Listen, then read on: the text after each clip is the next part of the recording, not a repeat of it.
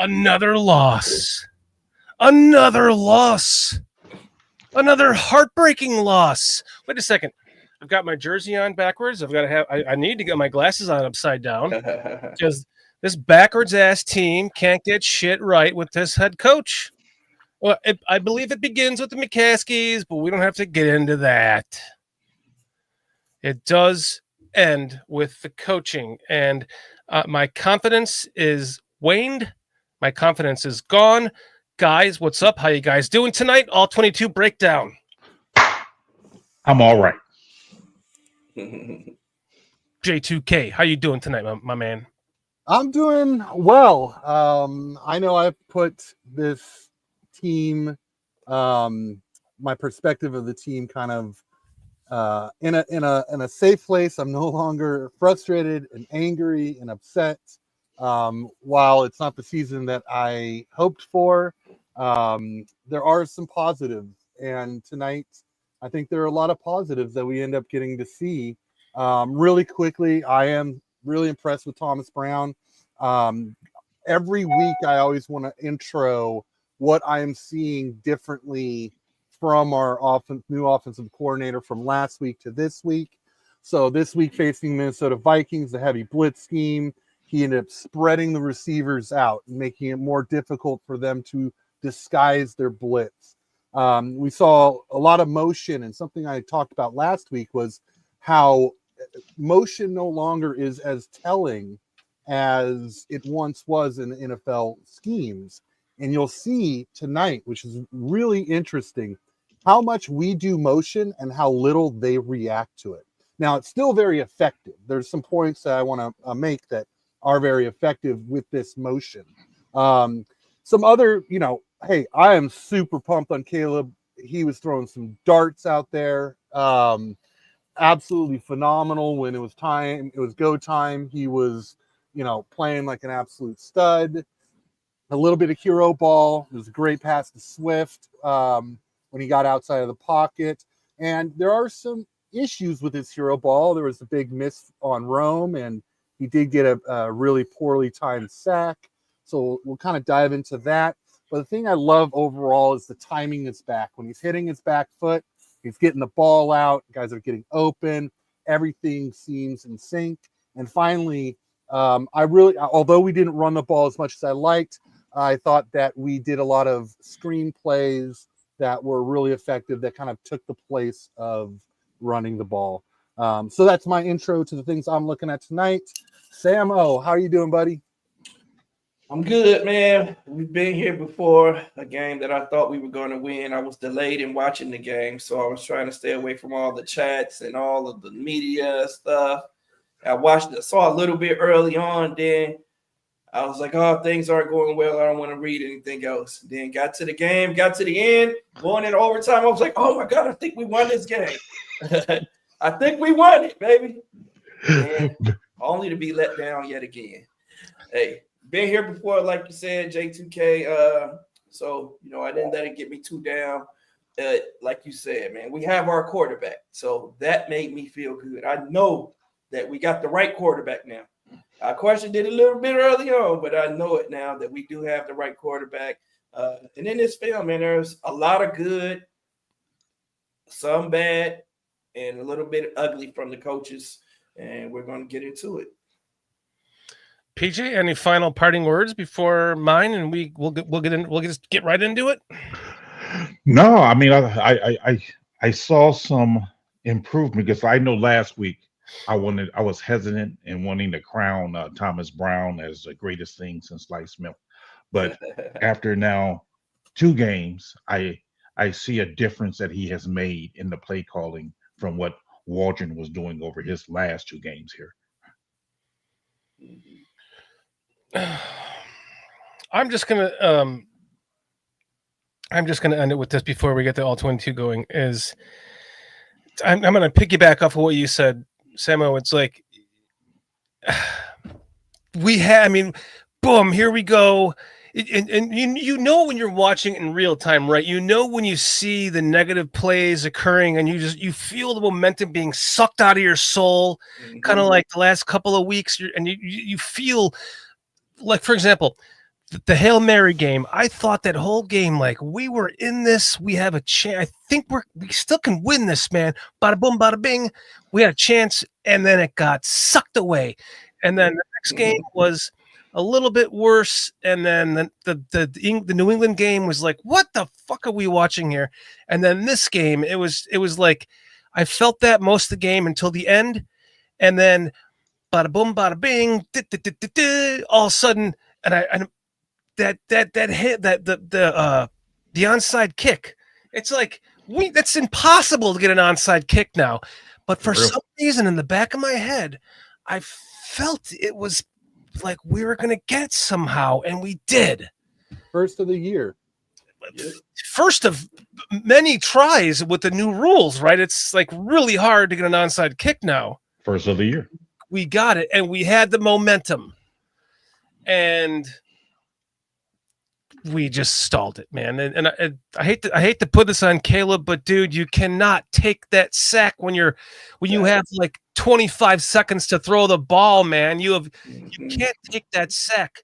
And I'm sure we'll see it here when we get into the film in the end of it to find out exactly how much time he had and where he could have gone with the ball from, Well, I can answer that question real quick. He could have went to the guys the guy who sacked him was being blocked by a running back and a tight end. They let him go so they can go out into a pattern. Yep. That's where you throw the ball. Mm-hmm. Yep.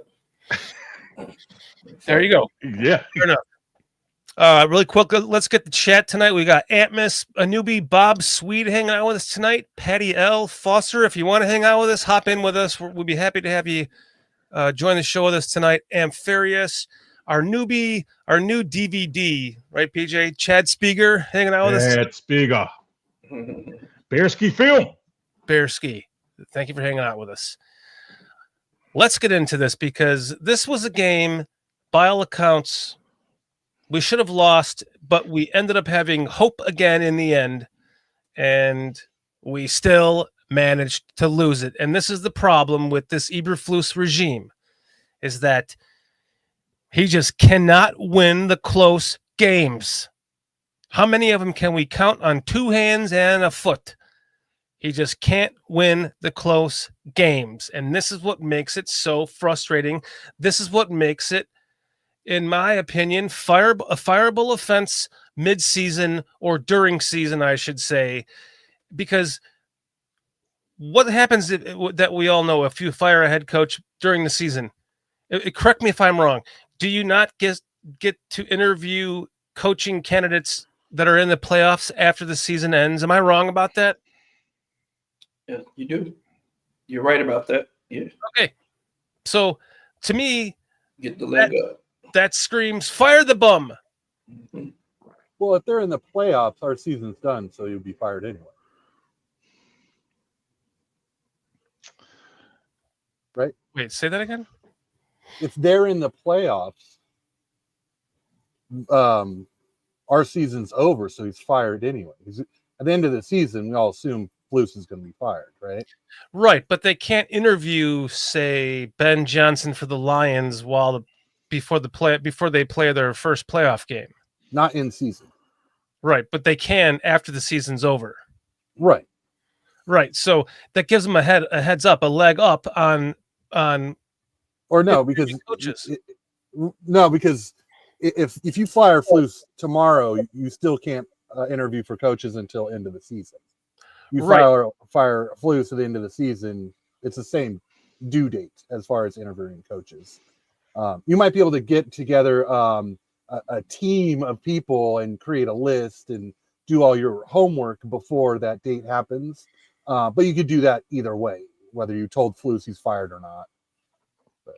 Yeah, I think the only benefit would be the fact of your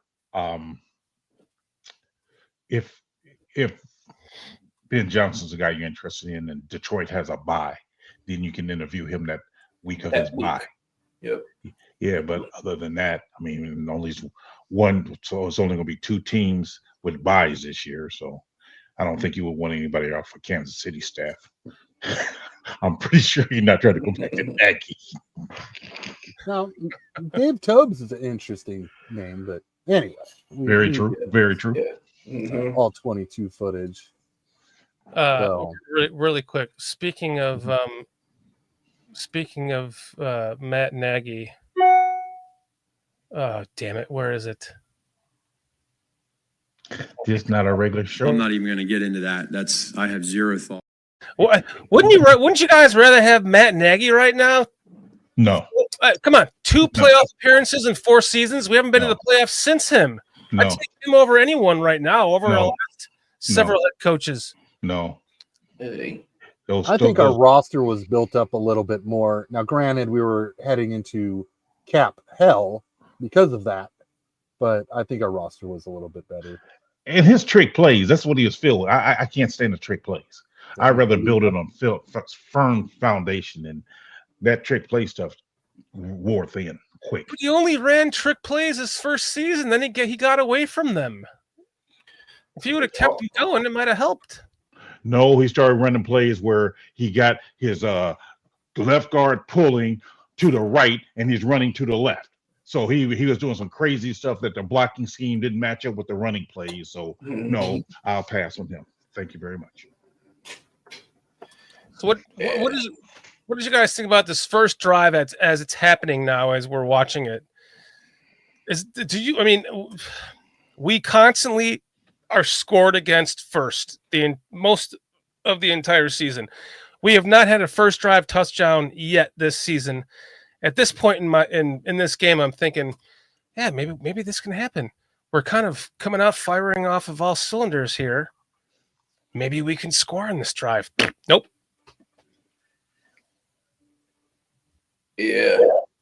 I mean, much of the same in this first drive, what we've been seeing the past 11 weeks. But I think after this first drive, though, things did get a lot better, in my opinion. I thought that looking from last week to this week, I thought the execution was a lot better from the entire offense.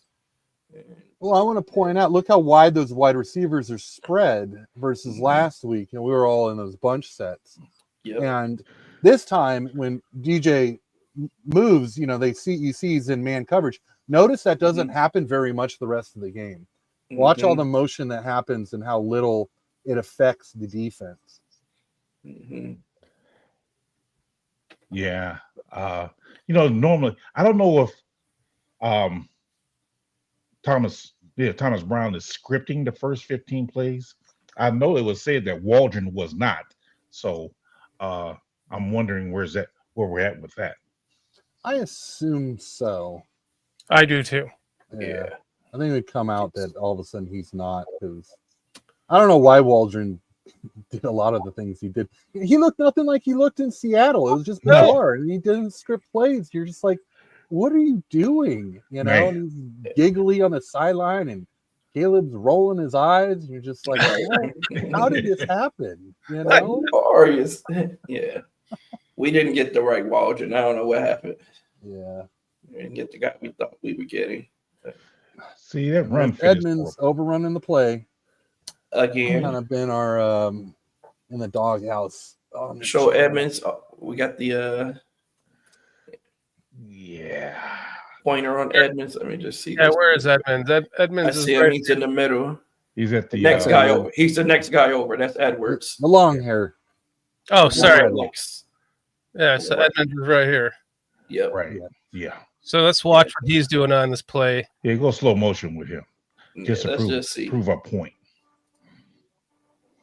And I'm beginning to think this is the coach. I'm beginning to think this is the way that they're coaching guys to play the run now, because we don't come downhill. He's trying to stay in his gap, right?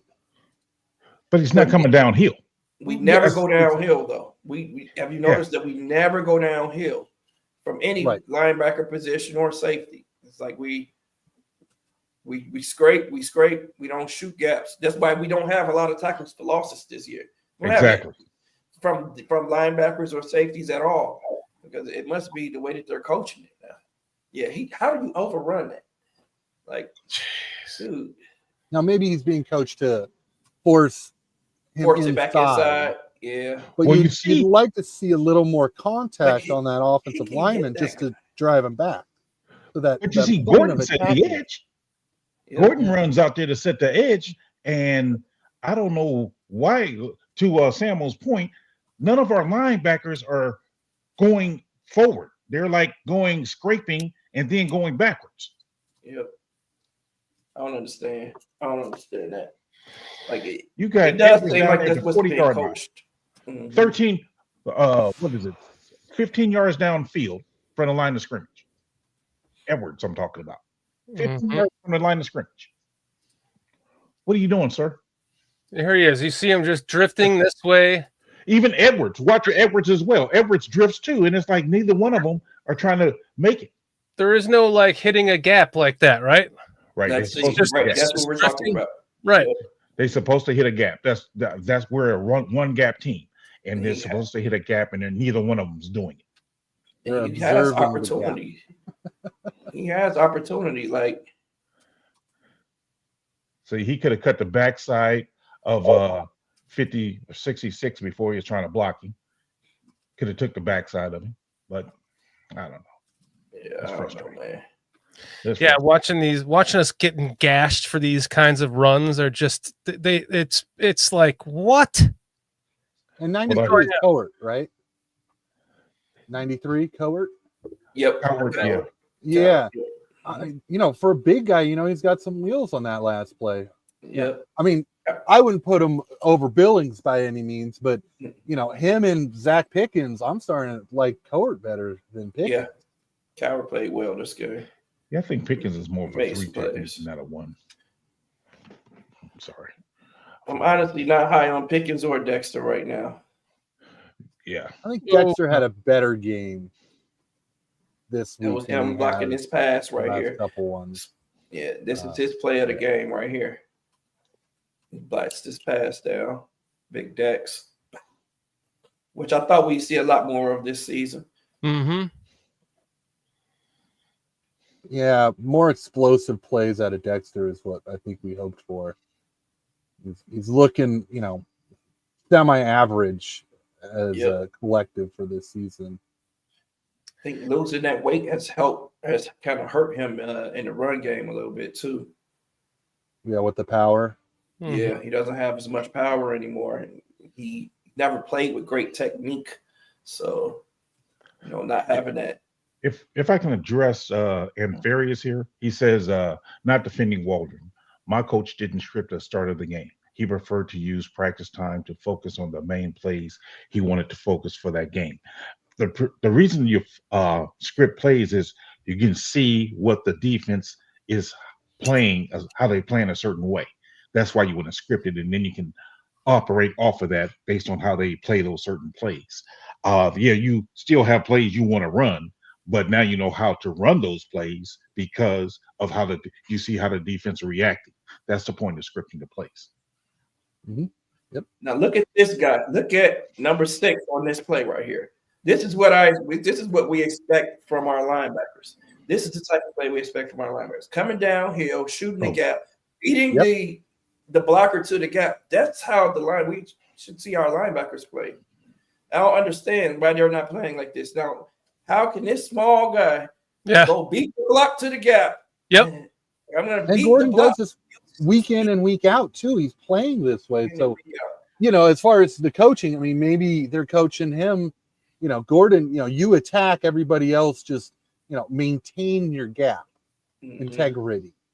Yeah, that's the wrong way to coach him if you're telling him that. And what's interesting, I don't know if I saw a difference, but I did hear that Eric Washington and I think a D-line coach both came out and said that they had shifted how the D-line was going to play.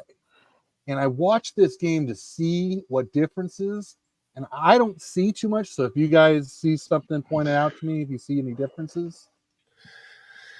I just here's what I want to point out here on this play is right about here you start to see the everything gets clogged, yet somehow this receiver makes his way out here, this receiver makes his way over to here, and this is the play in the beginning of the game I remember seeing just bada boom bada bing right here, and it's like how in the hell did this play develop?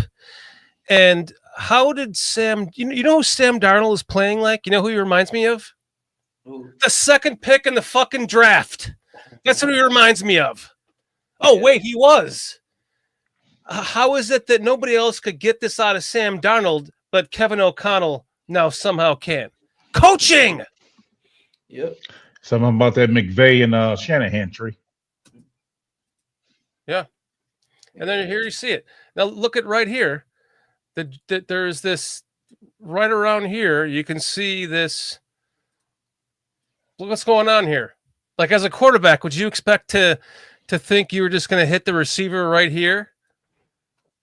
Well, No. it's a high-low flood concept, so he's just reading leverage of a specific Reading the player leverage, given a yep. route.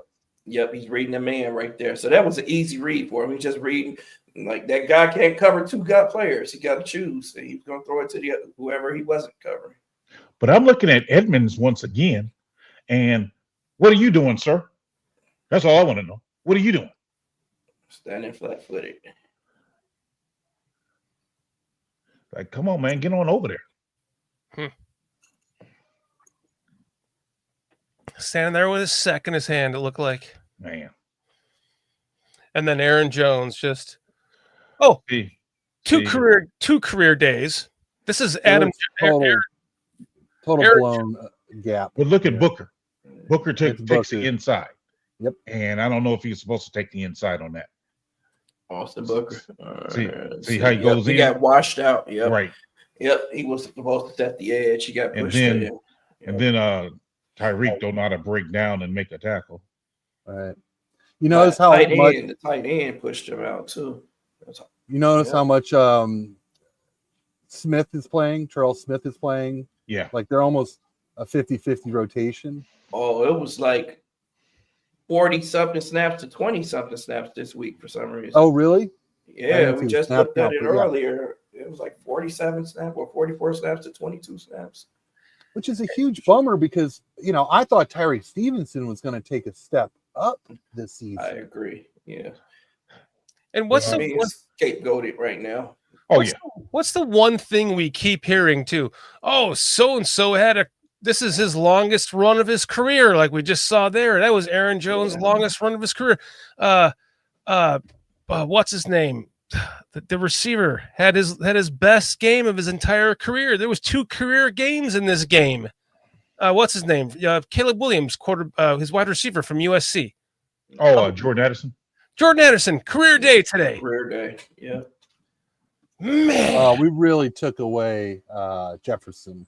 Well, you see, he's being double teamed on that play. Jefferson Yeah. is in the end zone. So Yeah, we doubled him all we day. bracketed him all game. But see, if you're gonna, who is that? Booker once again getting in the backfield or somebody. Well, we got out leveraged. That's all that play is. This play right here, we just got out leveraged. I don't understand why we got a guy in motion. And what did Jonathan Owens do? He got suckered on the play action fake. Got suckered. Boom. Up. My man's getting out there, and let me get out there and misses. I mean, just got out leveraged. Yep. He had a rough game too. I thought Jonathan Owens had a rough game. Yeah.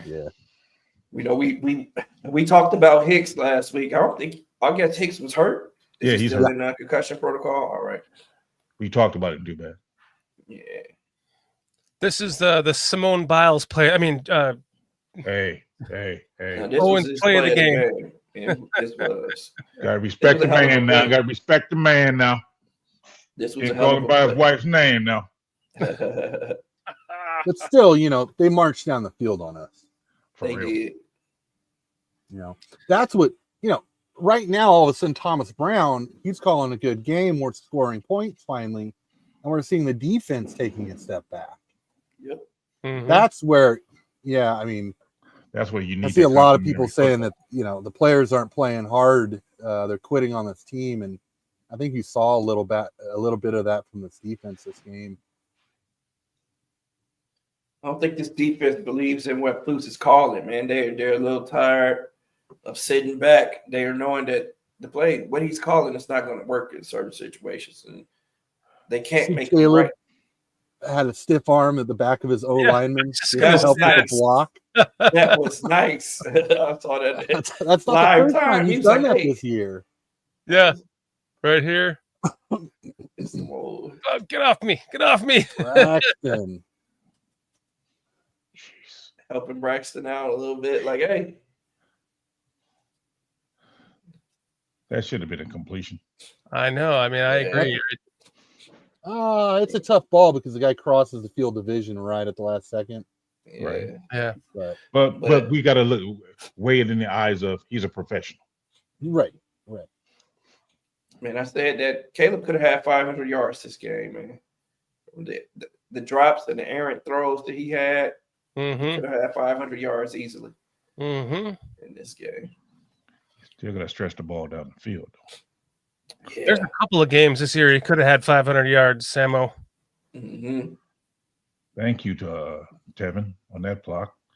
Kind of remind me of Bill Murray on that one. How about that? What I like about that play, I mean, just look at Caleb Williams manipulating the pocket. Yes. He does that so much this game, and it's really impressive. Mm-hmm. Yeah. I give him credit for that. He really does. He manipulates the pocket so well. Mm-hmm. Even on that play right there, he saw the guy trying to defend it, so he pump fakes it, and then Yep. he does well. I mean, I can't say nothing bad about him. I mean, still on Justin Fields, but yeah, I mean, I can't say nothing about him. And this is a good point to make about the motion. You see the motion, but you don't see anybody, come across with it. Yet it still was effective in the game. You get DJ Moore out in space, get him going upfield.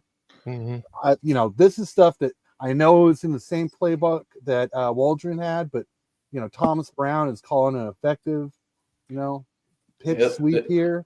I like But that. you also remember back to Getsy, where Getsy was throwing. I mean, against Minnesota last year, he was throwing those screens sideline to sideline, and it wasn't effective. At least here, it seemed like there's a little bit better play design about the screen. Right. Yes, exactly. Getsy was way too obvious with it. Oh man. Mm-hmm. You know what, PJ? Yes, sir. I love hearing you compliment Caleb Williams. Just brings me so much joy to my heart. Look, I've never said he was a horrible quarterback. No, it's because it proves that you have eyeballs. You're not just sticking with your heart and your gut. You have eyeballs. You're seeing what you're seeing, and you can agree with it. You're not just. I mean, we all loved Justin. I try to be fair. Reasons, but you're the way that you're able to, after all these, sticking with your guns with Justin, you're able to acknowledge that. Damn, yeah, okay, I see. My eyeballs do work. Some people, their eyeballs just don't work. Well, just don't. So ask was me this Pryor? I think completely blew up this play for us. Well, yeah. It's just Fire. man, So it's what like is that talking about right here? yeah, 79. Yeah, it's just it's still. I think we're still just overmatched on the O line, and it still comes down to just one guy in the run game here, one guy in the pass game here on the O line. That man, it just we're so close. Just need one more guy, right? Yep. Just doesn't get out there. It's not his so game. my question on that is, if you notice, he goes over right. So did Wright take the wrong guy to block? See what I'm saying? I think he's supposed to be pulling. He's supposed to be the lead blocker there. Oh, he's supposed to pull. Okay. Yeah, he's pulling there. He's supposed to be. He's not athletic, man. That's just not his strong suit. And I thought that we should have played the other. Who was it last week that we brought in the game? Number 73. 73. Who did Karan or something like that. Karan, yeah. I thought that we should have started Karan because that's what's killing us. He's killing us in the run game. He can't make those blocks. He can't move. He's not athletic at all. Going forward in the power game, he's the man. But as far as two left feet, he just doesn't move well. Yeah. He is very. Me and J2K talked about this earlier. Yeah, his mobility is whacked. extremely limited. Which is why he's probably not going to be able to play tackle in the NFL ever again. Right. He's Right. done. Good point. And was that a drop by Keenan? Man, what an up and down game for him. Oh, shit. He had a For real. bunch of yards, bunch of receptions, but there's so much left on the field. I did think Caleb kind of rushed this ball a little bit because you saw the fake blitz and then guys just drop out. And so he's got time, but He did have some time there, didn't he? He could have. Yeah, you got two guys not even blocking nobody. Yeah. Yep. He had some time there. I'm not putting that one all on Keenan. Nah, Caleb he gets a little. He throws the wrong ball sometimes. He throws that fast ball when it needs to just be a little touch out there, and guys just aren't expecting those. It coming in hot all the time. And one of the problems I have with our blocking schemes at times is we'll put two skill players on one player to block, which I disagree with. I think we ought to have a regular blocker as well as a skill player. Then if no one's there, the skill player can go out in their pattern. Because if you on that couple of plays ago when we was talking about that, we had our running back and tight end again blocking a person, and therefore we only got 3 people out in the route.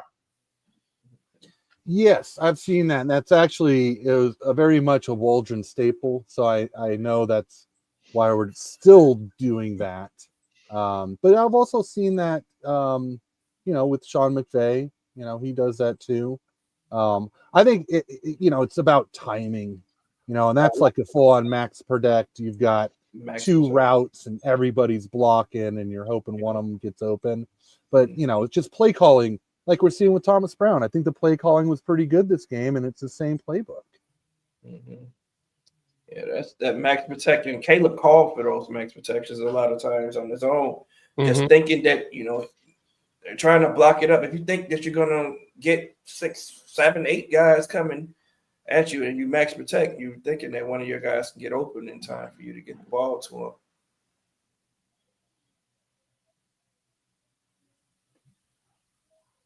Well said, Sammo. See, can you pause it for a second?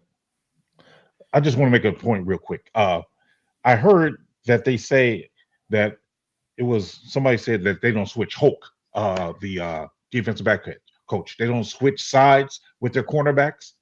But that's not true because I just got through seeing Stevenson on the right side. That's all I want to say.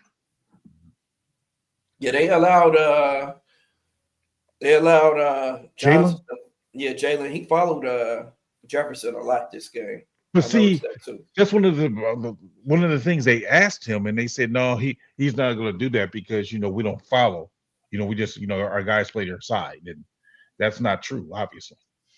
Yeah, Jefferson almost beat him a couple times this game too, and he did the smart thing and hold him. Like he did the smart thing and hold him. Like that was a great play by Gordon on that one. Gordon, I'm telling you, Gordon's a stud. I resign him today.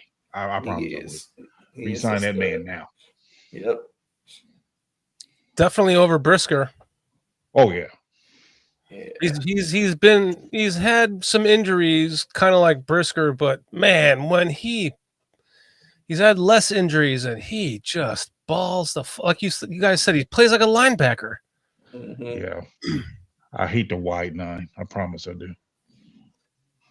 I think Sweat had a decent game. I think he's kind of getting a little bit healthier. I think he did. Definitely did. Dexter and Sweat there getting up in the line. Yeah. Dexter had some little game here. They're running those TE stunt right here. And he's got look at the hands on Dexter. That was something that was a bit of an issue. I thought he wasn't using his hands well enough. Right. But I thought he did a good job on this play here. Yeah, watch him here. He gets See, I got a problem with it though. I got a problem with it. Yeah. On that rip that he did, that up under rip, he didn't come all the way through to get clean. I know I'm being real technical here, but you see, if with that right arm, low enough, he doesn't. He wasn't low enough to rip it. That's the problem. Is he's standing up trying to rip? You can't stand up and rip. You got to be low and come up with it. Like that was the problem. Like he's standing up trying to do it. Thank you, Sammo. You're right. You're right. That's his problem. The technique is just he can't get down.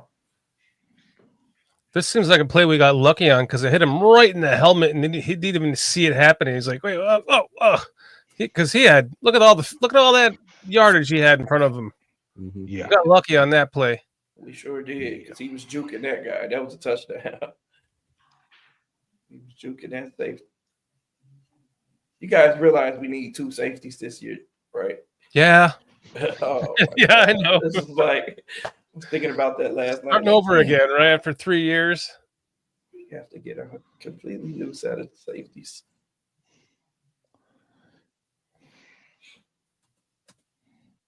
Yeah, because my faith is gone with Brisker with his man. He his finishes injuries. he finishes the game with a concussion, and then misses the next 10 games. Like, come on. Yeah. Yeah, He's been posting cryptic messages like it's all going to come out soon. I think that was the last one he posted. It's like, yeah, there was like a miss me yet So post too. yeah, so This was a fantastic ball by Caleb. yeah, this is Oh, is that luck or is that skill? That's all I would have. I mean, honestly, that was just there too was perfect. a little bit of both, maybe. I don't know, but It was too perfect. it was right through those guys. I mean, And my coaching point on that is at least look at DJ or whoever that is in the flat to influence that guy who almost got the interception. If you know what I'm saying. Watching the other view of this, he definitely dropped deep, and he wasn't as worried about DJ. I forget DJ? the Okay, down yeah, and that is DJ, distance yeah. it was on this play. Oh yeah. I mean that guy didn't play the flat at all. Right. Yeah. man. Yeah, he had 2 potential interceptions that were just laser fucking beamed right in there, man. That I think those are the kinds of plays that all make us go, okay, we've got our quarterback. We just got to get the coaching right, man. Why is situational football so hard, guys? Why?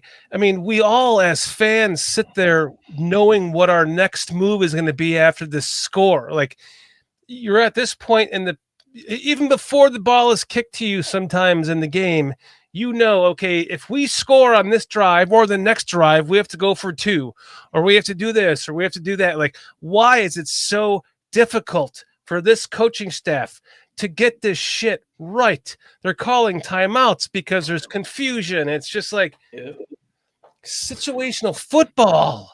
Come on. I agree. So I know this play got completely distorted because the play clock had actually wound down far that Lewis is supposed to come in motion, and they're just snap early. Yeah, had to snap the ball early, so it looks completely dysfunctional. But it was a byproduct of the play clock. Yeah. Mm-hmm. And this is what I was so pissed about it too, because that was after a really good play. Then we get this bad play. It was just irking me. Like, come on, guys. Or you follow it up with a holding or this is the one. I love this one too.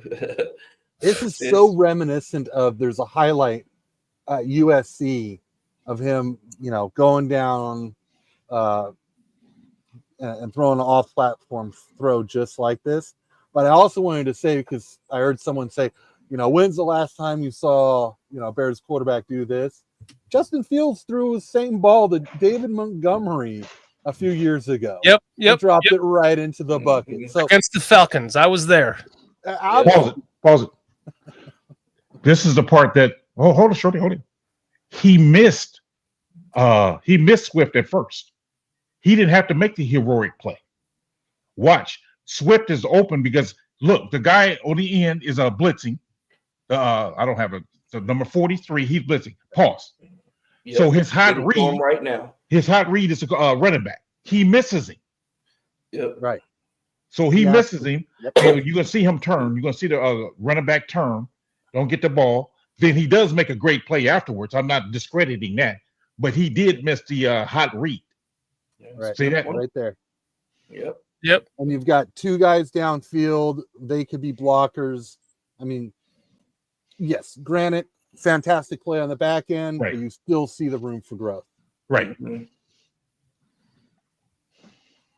It was awesome to watch this play from the other view, because you see when Swift was like, when he was like right about here, you see him running and he turns up and then he's kind of running a little bit slow. And then you see him like, oh shit, he catches up. He's looking at the ball and he catches it right about there. And you're like, oh yeah, good ball tracking skills, my man. No, I think he looked. He looked to see if somebody was already ear holding.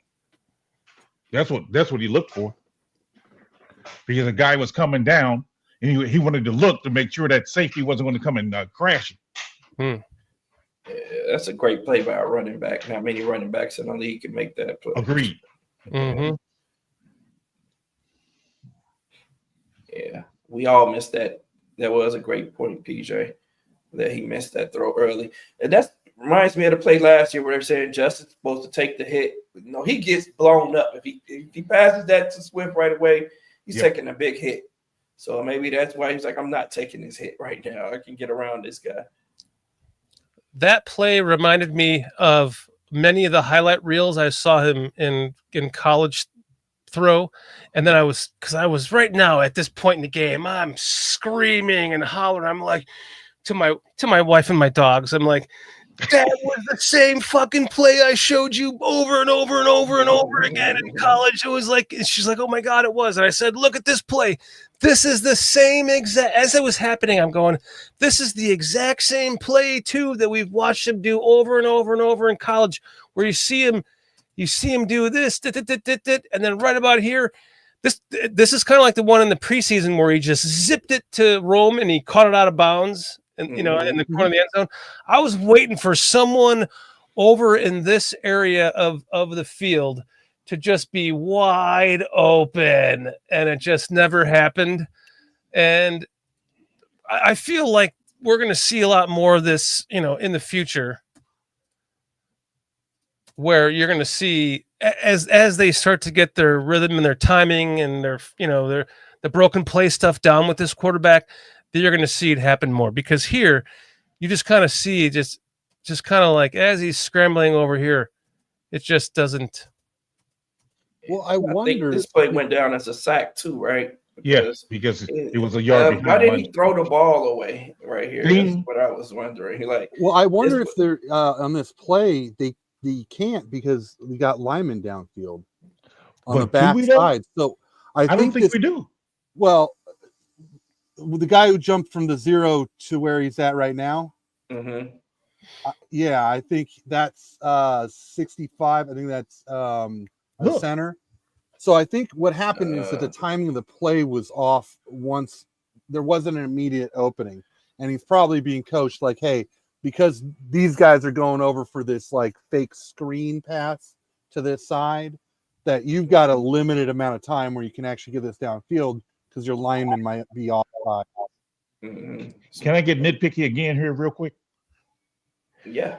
If you look at, I think that's Rome. He's already back towards the middle of the field. Mm-hmm. Mm-hmm. And it would have been an incredible play, but there's a play that could have been had right there.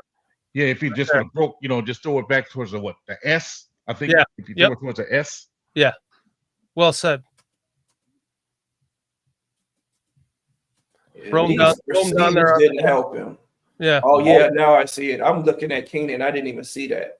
That's what I'm saying. Those receivers, they took, but he waited so long, PJ. They needed to be moving right away. Like, you're seeing him run out of real estate on the sideline. Get yourself open. Do a scramble to do something. Yeah, they're just standing. Him and Cole were just stood there a little too long for me. Bob Swede, Caleb looks like a winner. I agree, man. Like, for him to be denied now 3 games this year, 3 comeback wins potentially, is just, it's sad. It's sad, because these are the kinds of things that the kind of moments that your quarterback is is manifesting for your team and you just cannot win the game. I don't think it's going to break them ultimately, but you need to see the wins come out of this for the greatness to start to transpire. I really liked how much we used DJ Moore as like a receiving running back in this game. Yeah. You took it out of my mouth. Yeah, that's what I was thinking, because if you look at the game, we only ran the ball 22 times. We passed it 48 times, but that short passing game was the extension of the running game this week. Yep. Which just smart by Thomas Brown, because Vikings are the best run defense in the league, right? Mm-hmm. Well, on this play, I'm kind of confused. Oh, never mind. I thought that was Kramer in there. That was right. So never mind. Okay.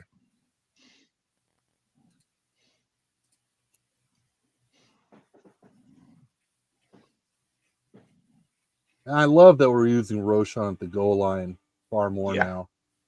Yeah.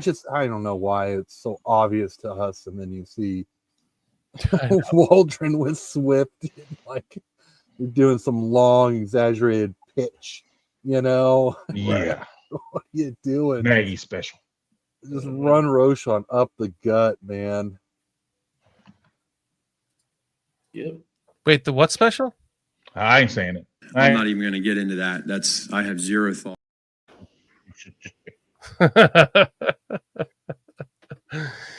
I love playing that clip. I'm not even kidding. I have zero thought. No shit, you do. You have zero thought.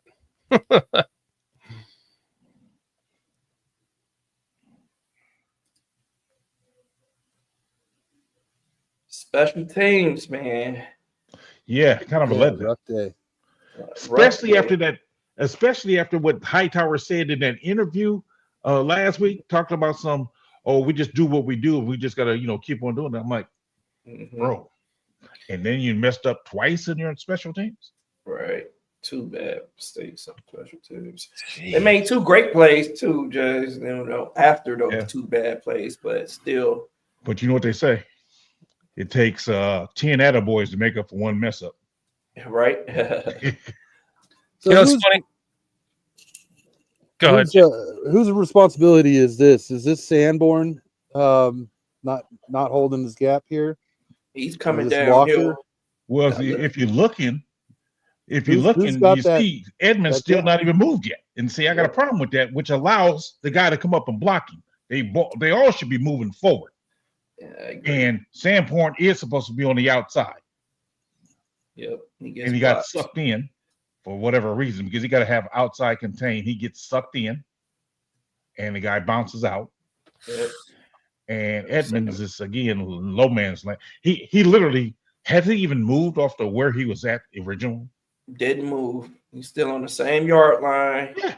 Just waits and gets blocked. Doesn't go downhill at all. Yeah, Both other linebackers are coming down. Yeah.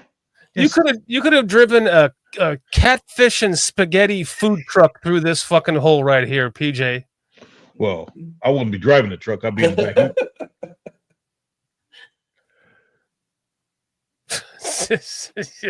My goodness. I'm telling I really have a problem with our linebackers. It seemed like they played much better last year. This year, it's been a disappointment with our linebackers. Because I thought Edwards was a Pro Bowler last year. This year, no. They're allowing this to happen, PJ, though. We see this on tape week after week, so they're allowing it. So I don't know. It's almost like that. This is what they want them to do. Yeah, because this is Fluke's specialty linebackers. So I'm like, bro, what are you doing? This is number 76 right here, taking it right to Edmonds, who is just waiting for him to come to him the entire time. Watch it happen. Just come block me. See. All right. See, oh boy got washed out. What's his name? 96. He got washed out. He lost his gap. And Edmonds, therefore, didn't even maintain his gap either. So I got a problem with their gap discipline. Yeah. I believe that's the problem, right? Yeah. It's got to be. And they're not attacking their gaps, man. You are correct. Just We could watch it here again. Watch the linebackers and their gaps. You know, Chris Foster, I know you don't like Caleb, but at some point in time, you have to see these amazing plays that he's making and you know, give him some kind of credit.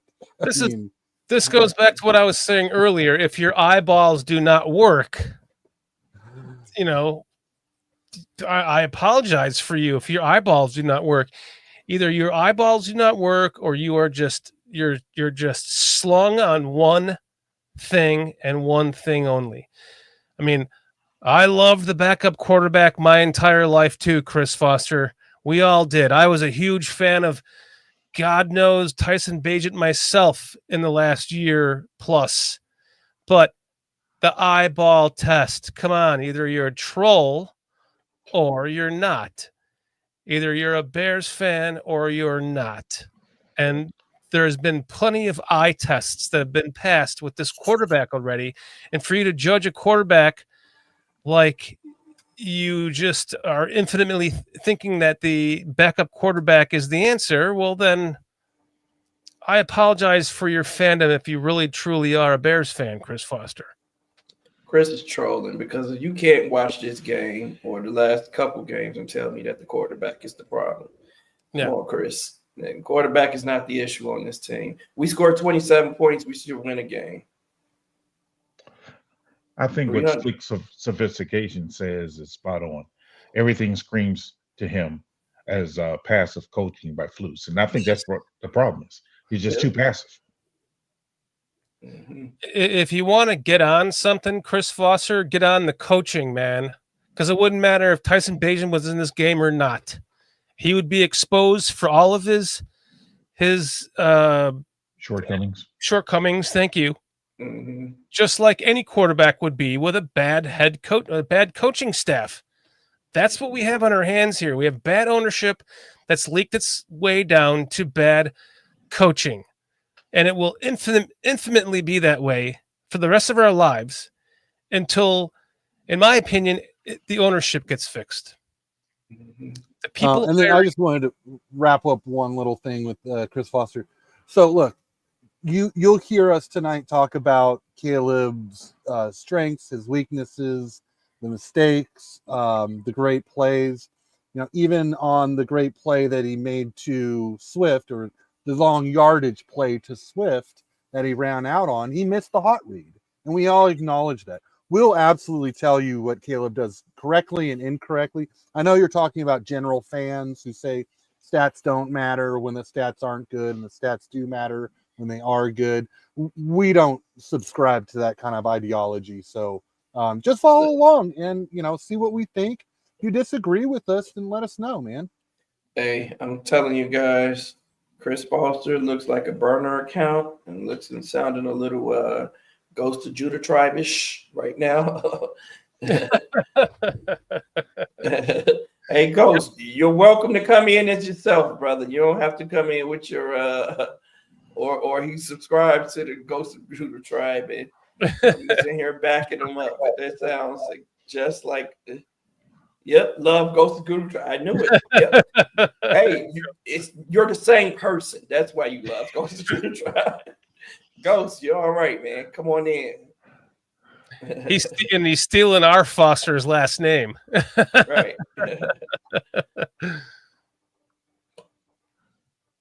I'm the most Caleb hater on all channels. I don't like Bagent like he does. Okay, so you want just a new quarterback altogether. No, never mind the coaching staff that can't get any situational football correct. It's all about you don't like the guy that paints his nails. So last play we saw Komet at fullback. I think that was the first time I saw him in that position this year. Yeah.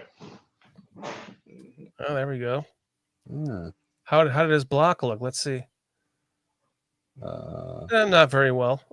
Okay, but it looks like Braxton Jones got blown up on that play too. So Yeah. I think that kind of hampered with where Komet He was needs to going. spend a summer just doing squats. We couldn't do anything in the run game this game. Like everyone. Now here's a great ball from Caleb Williams, an absolute dart. And when you're consistently getting the ball just inches out, away from fingertips of defenders, and you're doing that enough. In this game, we saw this a lot, just absolutely hitting, a hole in the wall, the size of a pin needle. Yeah. 25 yards, like he was throwing a treat to his dog on a rope there. That was nice. I don't know how you can't see that with your eyeballs, Chris Foster. I don't know how you can see that with your eyeballs. He just wanted to be able to turn and go with that one.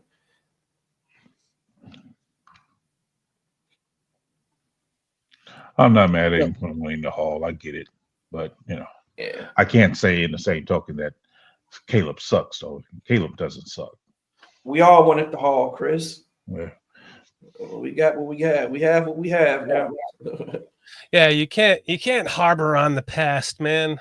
I mean, I'm still harboring on the Jim Harbaugh past, but you can't harbor. But other than that, you can't do it, but I can. There's 24 other things I'll never get over. I got over the Hall, but the Jim Harbaugh thing is just taking a little bit longer. I was just my wife turned on the game tonight. She's like, "It's Harbaugh for Zarbaugh." I'm like, "Fuck!" I just went off on her for like 20 minutes. And I'm like, I can't let this fucking Harbaugh thing go, man. If they just would have hired Harbaugh, we're gonna get Shanahan next year. Man, the Hall to me would have been the head coach, Chris Foster. No matter who, and that goes for whoever was there. Didn't matter if it was Justin, Caleb. It was coach. The coach matters, man. Can you run this in slow motion? Because I'm trying to see what he saw. Because I don't. Okay. Now, if 84 moves and he doesn't stand there, then this play has a chance. He just stands there and waits for the guy. I don't understand why you're standing there. Attack the block, attack the man, and then it opens the hole. Go look for work. Understand. He's just standing there waiting for him. Attack him. Yeah. Isn't that Pryor's kind of not the most nimble guy? He kind of looks like he's trying to find the light switch in a dark room. Isn't that why it's called offense, guys? Offense, exactly. Go on the offensive, man. 1, 2, 3, boom. Come on, this is yes. Come on, dude. Come on, Chris Foster. 1, 2, 3, throw the ball. Simple play. It's a great concept to get a guy open. This is what you didn't see with Waldron. Is a great concept, and the feet, like he hits his back foot, fires off the ball to an open guy. Look at the other guy. That's what I'm about to say. Look behind him. No, look at that hand up. That was a touchdown, bro. The mailbox. It's so crazy because most times he looks top to bottom. That's what I don't know. If he would have just pump faked this right there, and then just lobbed it deep.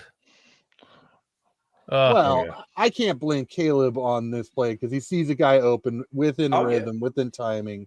Yeah, you take it. You can only see so much in that fraction of time, right? Let's say he pump faked it, and then the DBs didn't bite, and they're going with Rome, and now he doesn't have a play. He's got right. Well, I think seeing this on tape like we are right now. Now, next time he'll wait that that little second, extra tenth of a second. It's a coaching point. You know what I mean? It's like, okay, we can store this in the back of our brain because you got to also set that up. You got to set it up to where you throwing those quick passes, then you pump the quick pass and throw it over the top. Yeah. Yep. Can you rewind this one, Shorty? I sure can. This isn't me. Thank you very much for hanging out with us tonight. Thanks. I'm subscribing for my ALL-22 fix. I don't feel like paying extra money for the TTNL. That's what I'd say about TTNL. Who? So thank you for hanging out with us tonight. We hope to see you here every week with us. Thank you very much. This isn't me. Okay, what do you want to see here? I just wanted to point out kind of how this defense is playing. All right, I was talking about this earlier. It's about how motion isn't affecting him, but look how he just the I don't know if that's the safety or linebacker. That's Pace, number 0. I mean, look how just how quickly they just get into this blitz situation, and Caleb gets out of this, but he's got a wide open Rome Odunze there. Yep. Yeah, he did. Yeah. He I missed don't know it. why he didn't hit him right away. Yeah. He's open right away too. I don't He's understand still why he didn't hit him. Oh yeah. Yeah. So this is, Chris Foster, this is where, Caleb's leaving plays on the field and we see it. So, we're not just glossing over this like, oh, it's still a great play because he scrambled. No, he left a great play to Rome, and that's so many more yards. This has to get better, but he's a rookie quarterback, so I'm not pissed about it. Right. Yep. He'll see this on tape and he'll get better. That's the good thing about Caleb, is like he's learning from his mistakes, man. You can see it on the field each week. Like he's learning from his mistakes. He's not continuing to make the same mistakes over and over and over again. And this was a tough defense to go against, man. Exactly. Yeah. I mean, you see things crashing down on you. You already know you don't have the greatest offensive line. Get out of there. For me, you guys know I don't believe in being a fanboy because I don't. I mean, so with Caleb, I'm looking at him and I'm like, yeah, I see some positive things he's doing, and I'm liking what I'm seeing out of him. I think what he's doing is pretty good. He's still missing some. I mean, don't get me wrong, he's still missing things, but I realize he's a rookie. But overall, I think he's doing really well.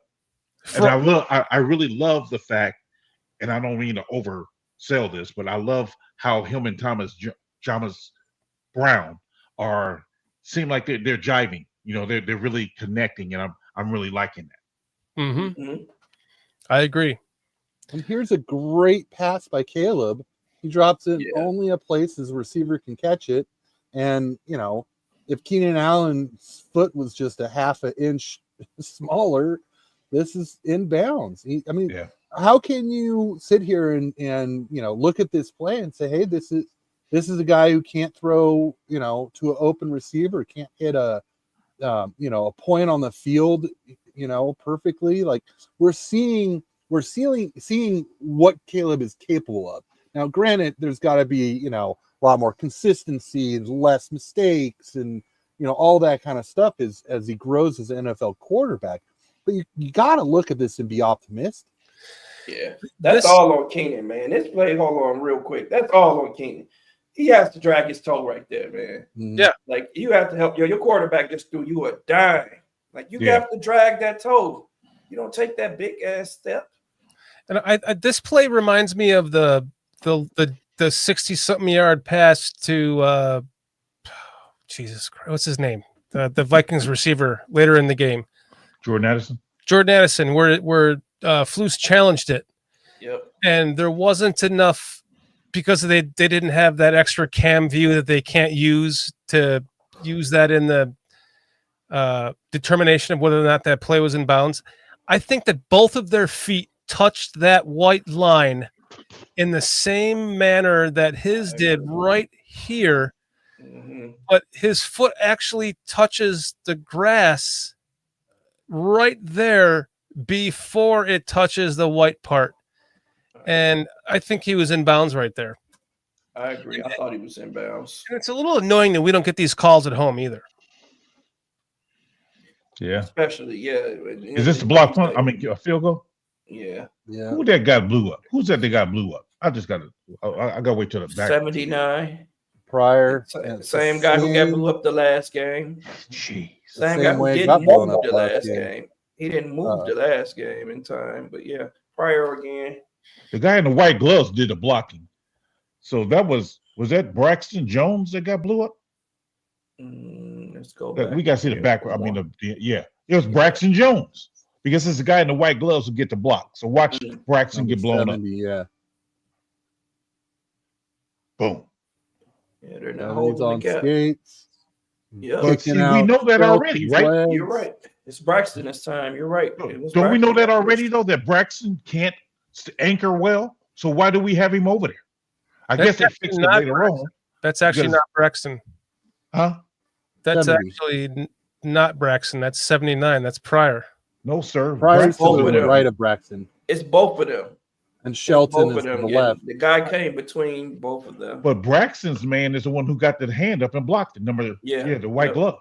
Yep. Right. So Well, Braxton, it's a numbers game here. I mean, we just don't have enough offensive linemen to. So we've got Shelton out there. but when Shelton's you have, not a guy you want. but when you have a guy who's notorious, what's up, Cliff Victoria?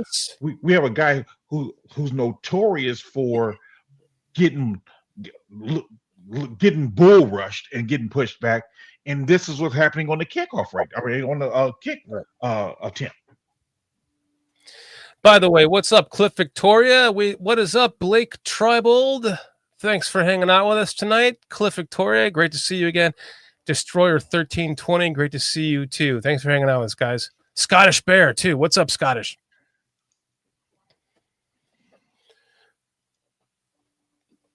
Yeah, this got a little tougher on the offensive line, man.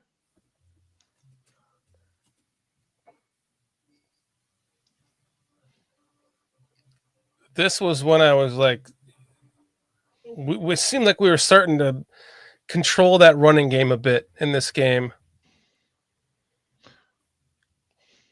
Yeah, I think after the fumble, Jones kind of quieted it down a little bit. Yeah. We weren't getting blown up as much. They took him out for a while. They started running Cam Akers a lot. Yeah. They started rotating them after that. Terrell Smith was in this play. Stevenson. How many sacks did we have yesterday? Not Two. many. One? Couple. I think we had a couple, right? I know. Two? 95 had one. 98 had one. Yeah, probably just the two. Destroyer 1320, appreciate it. Yeah, go ahead and hit the like button for us, guys. I say we had three. Let's see. 3 sacks? Yep.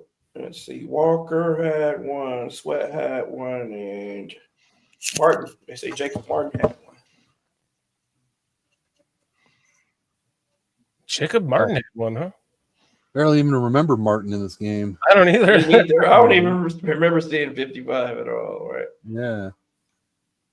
Well, I wonder, one thing I'm noticing, because I was talking about Washington supposedly made some changes to their defensive line.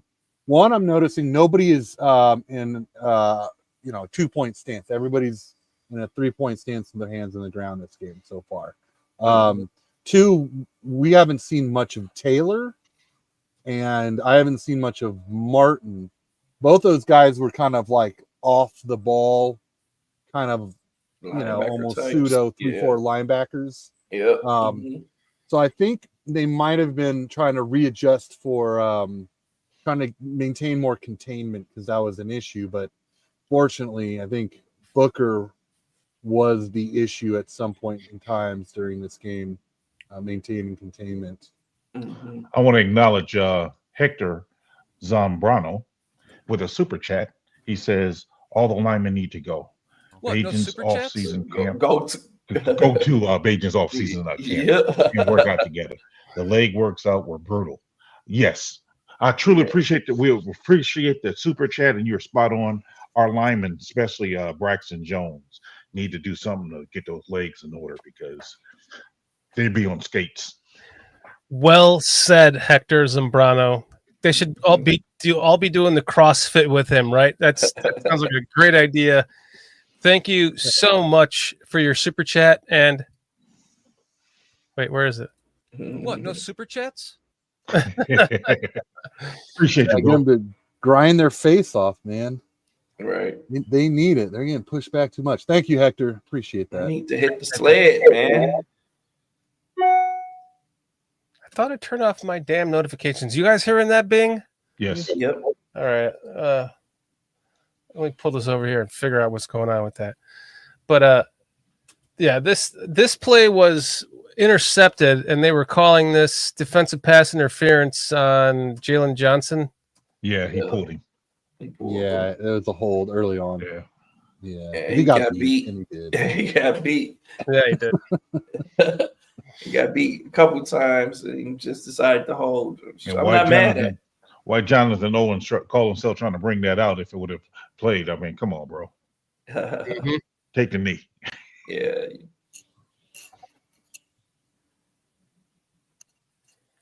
Let's see. Why is that ding going off?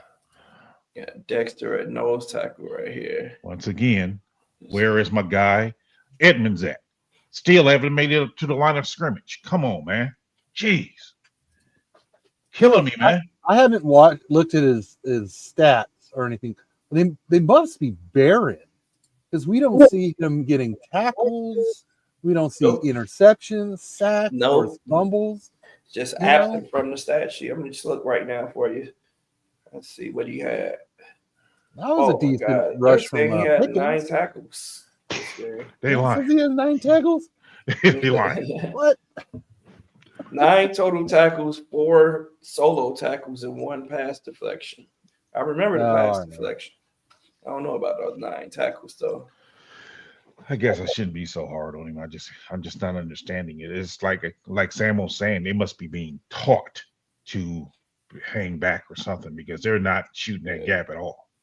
What's up there, kids? Glad you can join us, man. Appreciate What up, you. kids?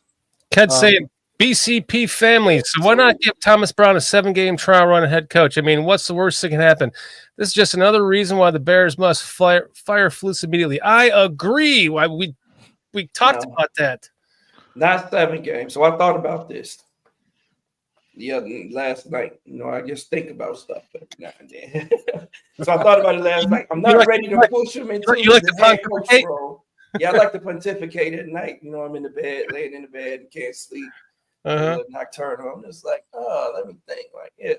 I'm not ready to make Thomas Brown the head coach just yet because he's doing so good with Caleb right now. And I don't want him to stop doing so well with Caleb. Like, he's developing Caleb so well. I don't want to have Caleb have to speak to someone else and hear another voice just so soon. Maybe give Thomas Brown 3 more games with Caleb before we start piling onto his plate, because I just don't want him to stop the progress in the development that we're seeing in Caleb over just the past 2 weeks. I mean, just look at the huge jump from last week to this week. Imagine what's going to happen over the next 3 to 4. He has 7 more weeks. So to stop that is probably worse than keeping Matt Eberflus. To be honest. How about putting Washington as the interim head coach so you can keep him in his role? Yeah. I think because I heard this the other day, and it caused me to think, much like Sammo. I got to thinking. It's like, what interim head coach do you know that was an interim head coach, and if they didn't get the job the next year, stayed with that team? Yeah, it's not going to happen. Right. So my thought is, I like what he's doing with Caleb with these 2 games. I want to see that continue. So I don't want to disturb that. I mean, I just don't. So I don't want to name him interim head coach. Another coach comes in, and coach may be even looking for a offensive coordinator, but refuse to hire him because he was an interim last year. Mm-hmm. Yeah, I wanted to say, what up to Keds? Yeah, I'm here. My little icon's covered in the little bottom left, so you can see all these other guys' lovely face. But I did want to comment that, Sammo, I think, makes a really good point. I'm kind of split now that Sammo made that point because, one, I really want to see what Thomas Brown can do leading the entire team because I do too. I love Thomas Brown, a year and a half ago when Getsy was fired, and I was like, hey, there's this guy Thomas Brown that I've been hearing about. Like, man, I really like this guy, and I want him to come in. And then we actually hired him, and I was like, hey, you guys, we got Thomas Brown. And everybody's like, who? Right? And now, look, this he's doing a great job. So, I'm a little bit torn. I think in real reality, I don't think it's actually going to happen. I don't think that McCaskey's going to fire Flus, so we're never going to see it. It's a bit of a moot point, but I do really believe that Thomas Brown might be one of the next, good, young, and upcoming head coaches. So you're saying you don't think they're going to hire him at all, or just not this year? Because he's so interconnected with the type of offensive scheme that is so popular in the NFL right now, that and if he's building this rapport with Caleb, no, I'm talking about Flus. Oh wait, no, I'm sorry. What's that? No, because I thought you said you don't believe that the McCaskey is going to fire Flus. Am I correct? Is that what you said? In season. Okay. All right. Okay. Thank you. But I think Thomas Brown could still come back because so many teams, are looking for this offensive scheme. If he's got a connection with Caleb, it just might be a done deal. Now, granted, that may not be Ben Johnson's way of thinking, right? But some of the other names that are out there very much could see that as a huge opportunity. Well, let's weigh the pros and cons of this. Okay, pros would be that you have Thomas Brown coming in as interim head coach, and he's going to fall off a little bit as far as the amount of time he's going to have one-on-one with Caleb. But then again, he might not. He might actually have more one-on-one time with them, just like we would expect any offensive-minded head coach to take over this team would have more of a hands-on approach with the quarterback, right? And the second part to that would be, no matter what happens, you're going to find out in the remaining games what he really truly does have as far as his leadership abilities and how he is commanding the room, how he is helping to work with the quarterback. And if it doesn't work out, you have that extra time now to interview head coaches for the future while the playoffs are going on, before other teams that have fired their head coaches before the season has ended. You have that leg up. So it's basically a win-win. No, and the third point is, nobody could possibly be worse at situational football. Nobody could. You cannot get worse at situational football than Matt Eberflus. So all right, didn't we say that it's like we couldn't get worse than Matt Nagy? Then we got Luke Getsy. We can't get worse than Luke Getsy. Then we got Shane Waldron. If you told me right now, hey, we're going to fire Flus, but we're going to bring back Nagy for the remainder of the games, I'd be like, fuck it. At least he took us to the playoffs fucking 2 out of 4 years. I can handle that over this moron. Well, how excited are you going to be if the next Bears head coach is Liam Cohen? Don't even know the name. So he was an offensive coordinator for Kentucky. Now he's an offensive coordinator for Tampa Bay. Right. So this is what I'm saying is that, like, I know Bears fans got it in their head, like, maybe we can get John Gruden. He'll change everything. Mike Vrabel, he'll make us, a tough-nosed team. He's, 3-4. Change the whole defense. It just, those aren't the coaches that get hired as head coaches nowadays. Right. And we keep saying that maybe Thomas Brown whoever comes in is going to say that, I'll be willing to retain Thomas Brown, but Thomas Brown's going to have options after this season. Know that. Like, he's going to be a hot commodity after this season, maybe even as a head coach. So I'm not saying that I don't want him to get the opportunity to be a head coach, to even get the audition to be a head coach. I just don't want it to be for 7 weeks, maybe 4 weeks or 3 weeks. You give him that audition just so that, we continue to see the development of Caleb Williams before we start. Yeah. After the mini buy? 10 possibly days. After the mini buy or something like that, we bring him in and say, hey, we want you to be the head coach of the team. And to Shorty's point, we get to see how he manages not only the offense, but the entire team and the other coaches on the team as well. Because then now he's going to have to start divvying out responsibilities to some of the offensive coaches.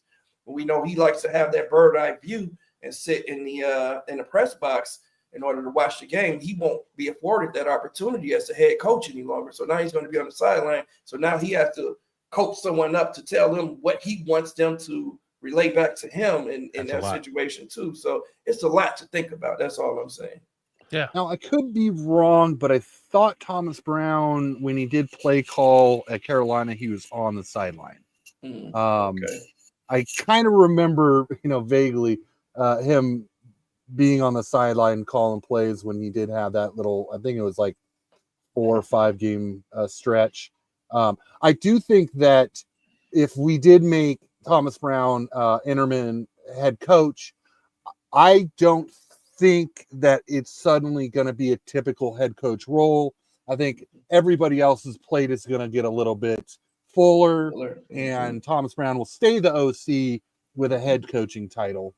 But I do wonder what Thomas Brown's preference is to be on the field or to be in the box, because that is a very different role.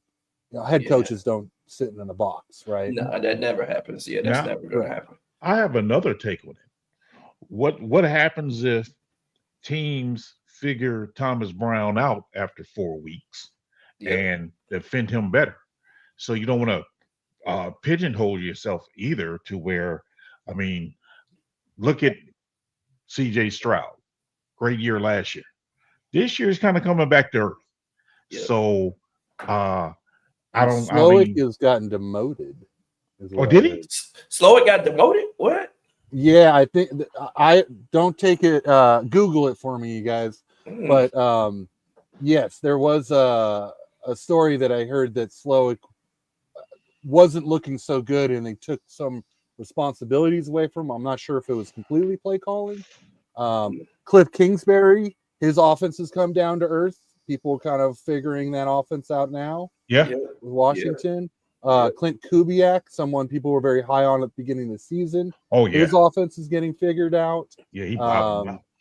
So, and back to Thomas Brown, if it's, 6 games, got 6 games left, even if we fired him after the Thanksgiving game, that's 5 games.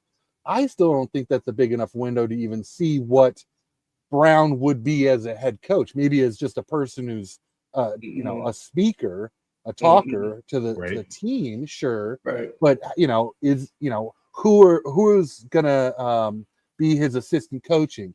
How does he change things at Hallis Hall? There's so many nuanced things that you just won't see even in a 5-game stretch. And then I want him to have the autonomy to change whatever coaches he want to change to. Like, fire whoever you want to fire after the season. Like, I don't want them to say, you're the head coach now. You have your staff in place. Like, allow him to decide, like, if he wants to keep the offensive line, the running backs, and all these different coaches. So, and I think he's got enough connections through that McVay tree, and he's so popular right now with a lot of people. I think Frank Wright wanted him to not only be the offensive coordinator, but eventually kind of take over, because Frank Wright was pretty, little old getting that Carolina job. And I think Josh McCown and Thomas Brown were kind of the guys that were going to take on more responsibilities. But I think Thomas Brown is connected enough where, Josh McCown is technically the offensive coordinator for Minnesota, even though he doesn't call the plays. But you could have Thomas Brown as your head coach, Josh McCown as your offensive coordinator, and the two of them, maybe Brown calls the plays, but between the two of them, they might be able to build a fantastic offense. They've got the history and the coaching tree. Yeah, I love Josh McCown. Let me add a little bit of another nuance. Same here, Sammo. To coaching. I think your head coach has to be less emotional, more diplomatic, more overseeing. And I'm told that Thomas Brown's more of a fiery guy. And that's the guy you want to, be your position coach, to be your coordinator, that fiery guy. Your head coach got to be a little bit more laid back to where he can take an objective view on what's going on. And so instead of getting caught up into the hype of, oh yeah, let's go ahead and challenge it, and you kind of realize that was a bad challenge. So you got to be kind of more reserved. And I don't know him that well. I mean, I'll be the first to tell you. I mean, J2K weighs so much more than I do. I know hardly nothing about this guy. So that's why I was hoping for Waldron as a coordinator, because I knew nothing about Thomas Brown. Having seen him in these couple of games, I'm impressed, but I'm still needing to see a more bigger size moving forward. And So funny you bring up challenges, because this is the challenge play right here, where Fluke says he just challenged it just because it was a long play, because it was a 69-yard play. So you always have to challenge those, he says. Oh my and of goodness. course, we lost the challenge. I actually defend Flus to an extent on this. On that statement? What's that? On that statement? That statement that Sammo just said, that was a crazy statement. I mean, I agree. I would have challenged it too. I would have challenged it too, but I wouldn't have said that's the reason. No, I think what he said is really, yes. But I think, well, it's not just, sometimes challenges are really timeouts. They're to stop the momentum. And you just got to throw the challenge, because, calling a timeout, well, it's the same difference. You lose a timeout if you call a challenge. You hope maybe he stepped out of bounds, but I'm just going to throw this, settle our team down. If we lose the challenge, that's fine. It's still just a timeout. So I'm okay with that. I did think the way Flus phrased it was a little goofy. He should have said what you just said. Right. Okay. And everyone would have been fine with that. Right. Exactly what you just said makes all the sense in the 100%. world. And you're telling me that they could not have used this view and just zoomed into it? No, because is that the view they say they can't use? Yeah. No, this is the all-22 view. We're seeing it. This is different than that view. That's the view that are only in certain stadiums that, certain teams have this extra camera in. But just to call this, because without having anybody in your booth saying yes or no, call it. This is if I'm correct, I thought this was the second half, right? Because didn't he blow a second half timeout with this? Good question. I'm actually not sure where we're at. I'm not sure either. Yeah, this damn new all-22 doesn't tell you exactly where you're at in the game, but I'm pretty sure this was the second half, and he blew a timeout because I remember bitching about it to my dogs and my wife. That here you go, blowing a timeout when you don't have any definitive proof to show you whether or not this guy was out of bounds. But this play to me is just the same as the one earlier we talked about with Keenan Allen catching that ball, and both of their feet were like, it didn't pull up any white grass when his foot hit, but you could kind of see it hitting the white. And you saw it right here. It was actually right there. That his foot could have been out of bounds. To be fair on these challenges, what we see as the audience is we see a broadcasting view, which is not the stadium's cameras, right? So we get much better footage than the actual coaches who are trying to challenge these plays get. Which, I mean, it's ridiculous and kind of stupid, but it's fair because not every team has a broadcasting team that has as high quality cameras for every single game. Right. So the way they balance it is you get your stadium cameras and not the broadcasting cameras to review plays. This was just a great sequence of plays by the defense. Yeah, and I mean, now look at it. Even though we missed that challenge call and everybody's upset with it, I mean, the defense really rallied back right after those plays. So I'm not upset with the challenge at all. I'm just upset with the explanation. Like, man, be smarter in what you say. You're already under the gun, and you're under the microscope right now, and this is what you decide to say. It's just like, come on, man, use some common sense. Help yourself out. Right. This A is little bit. this is again why coaching matters, because you have to know how to handle the Chicago media when they ask you those fucking questions. You have to know it. Next question. Mhm. Not answering that question. Moving on. Mhm. You're going to be darned if you do, darned if you don't with the Chicago media. So Exactly. you can sit up there and answer the questions, and they'll criticize you for that. You say you don't want to answer the question, they criticize you for that.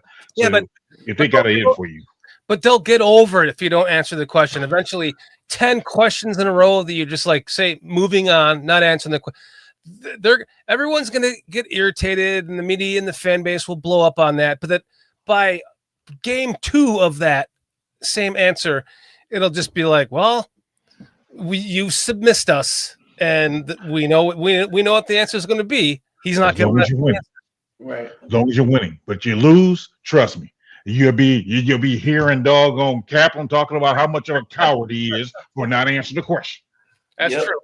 Yep. You hear Cap talking about it. That's going to expose it. Mm-hmm. By the way, what's up, Flex Diggs? Thanks for hanging out with us tonight. Laz, thanks for hanging out with us. Mr. Mayhem. Yeah, appreciate you guys, man. Thank you guys. Got 78 in here watching this all 22 with us. Thank you all for joining us tonight. And to clarify to Keds, so it's up to the team to have better cameras at their stadium if they want better footage. Oh wow. For reviewing plays. That's basically what the NFL does. So that's how they quote make it fair. It's like, we're not going to let you use our awesome cameras. You have to set up your own cameras, basically. Not every great play to stadium. DJ Moore. Yes, it was a really great play. Another extension of the run game. DJ was 7 for 7 for 106 yards.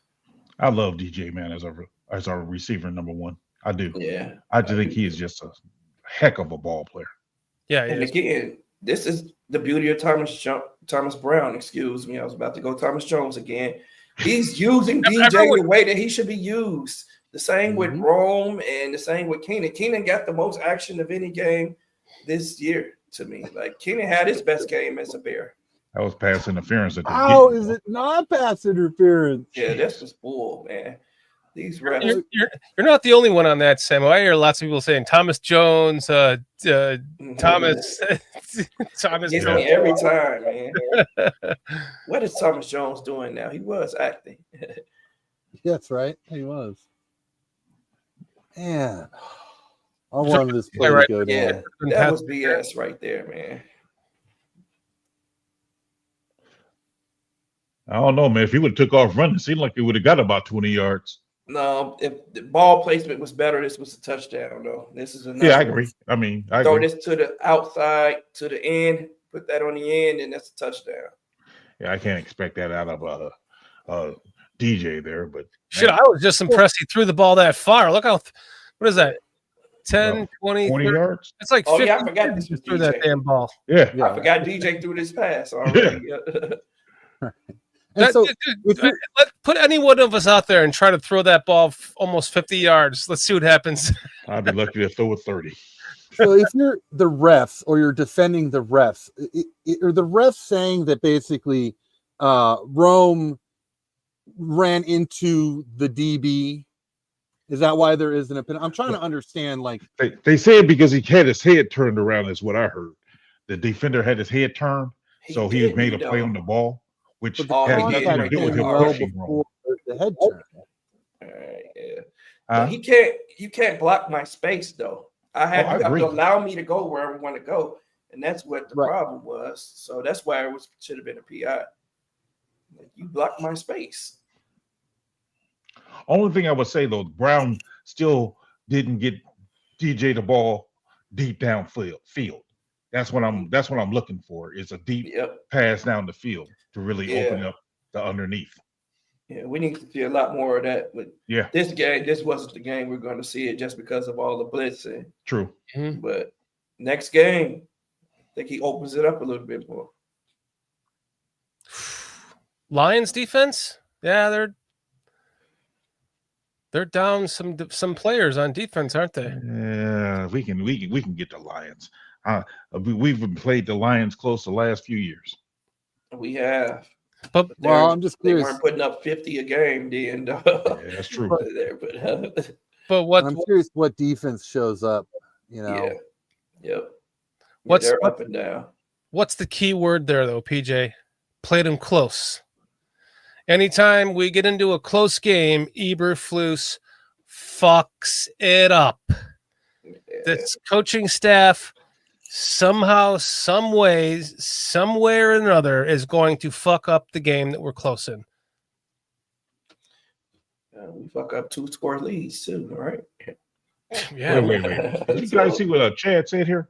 He says Joe Brady is the best odds for the next head coach for us. I just read that Joe on Brady X. is he's not a head coach. He's The not a OC coach. for The Bill OC. Oh yeah, for Buffalo. Buffalo. Yeah. Yeah, I like you know, Joe Brady. he's a all right. good name to bring up as an option. I'm not sure who made the claim he's the best odds. That sounds like an opinion. Wasn't he in Carolina? He Wasn't he the head coach in Carolina a few Yeah, I years think ago? he was a head coach somewhere. He got fired, and then Reich took over, and Brady Okay. went to Buffalo. Yeah, I And I was think not he was impressed there with with Dable, either when they drafted Josh Allen or like a year or two after. Yeah, I'm not either, PJ. Yeah, I'm not. I wasn't impressed with what he did in Carolina. Slick sophistication. Good night, man. Thanks for hanging out with us tonight. But when Yeah, he good said night, Joe Slick. Brady, I thought Joe Douglas. Brady, Buffalo has had a lot of players subtracted from that team, and he's consistently had a good offense, even post Ryan Dable. Oh, that was our fourth down. Oh man. That Yeah, should so have been every caught. site is reporting it though. Every site is reporting that he's gonna get a head coaching job. Yes. To the Saints or I think there's a legit legit reason why he is being hyped up. I have like Joe Brady, Todd Monken, Ben Johnson. I don't think some of these first year offensive coordinators for some of these teams, like Liam Cohen or Zach Robinson. I'm not sure that they're going to get poached yet. I don't see Cliff Kingsbury getting poached yet. That's kind of my list of head coaches. And then there's other names like I don't know how much of Vrabel is ready to be a coach again. He just went to Cincinnati recently, and I think he's been with them for like 3 games. That's Cleveland, right? Or Cleveland. Was Yeah. it Cleveland or is it? Yeah, because he played against Pittsburgh the other day. Yes, it was Cleveland. You're right. Yes, Cleveland. So those are the names out there. I don't think Gruden's a serious choice. I don't think Flores is either. I think there's too much in the closet about him and his history. I would do the interview and get some answers from him, but I don't think he's a guy who's going to get poached. Josh McCown is another guy who I think is actually in line for an offensive coordinator job because he's an OC in title right now. So I think he might get an OC job. But man, I mean, I do like the idea of Thomas Brown, Josh McCown being together. I do like Todd Monken for what he's done with Lamar Jackson, and he got 2 MVP years out of him, consistently in the top 3 voting for MVP for Lamar Jackson. Explosive offense, knows how to tailor an offense to a unique quarterback, if that's what we're gonna call Lamar with his insane skill set. And Lamar is a great passer, so this isn't a gimmick offense. It's still a legit offense. Yeah, I think Monk is gonna be paired with Cam Ward, man. Wherever Cam Ward lands, man. Yeah, I'm not a big fan of this quarterback class coming out of college. And you don't like Ward? I like Ward. I haven't done my serious to draft scouting stuff yet, but I have watched a lot of Cam Ward. I'm on the fence about him. I won't make a claim just yet, but put it this way, I haven't jumped on that train from what I've seen. But there's not anybody. I mean, Shadur Sanders is someone who's really intrigues me. I've watched a lot of his play, but some of these other guys, Carson Beck and Cam Ewers, just not there yet. Yep, I agree. It's not the greatest class, and I'm like kind of on the fence with Shador, to be honest. I don't know what he is. I don't know if it's going to translate. I don't know if it's going to translate. It's you see the high end traits he has, and then you see that last name on his jersey, and something tells me that he's gonna eventually be good because of those traits and being the son of a Sanders. Like he's gonna go to the Cowboys and all of a sudden just be some superstar for 20 years, right? Yeah. And that's none of that's based on film. That's just all intuition for me. Oh, this deep end. That was a great play. I like how you just drew that up too, Shorty. I didn't even realize how that they snuck him, brought him out of the backfield. It looked like if he had the time for this to develop, that this is where he was going on this deep dig here. Man. And you saw him come in motion, come across, and then he got himself to this position where he's wide open here, and the offensive line just did not give him the time to throw the ball, because look, he's wide open right there. Then he has to scramble around and try to zip it out somewhere. Yeah, that's a touchdown right there too, because DJ's gonna beat these guys to the end zone. You're right. That's a touchdown. He has the whole rest of the field.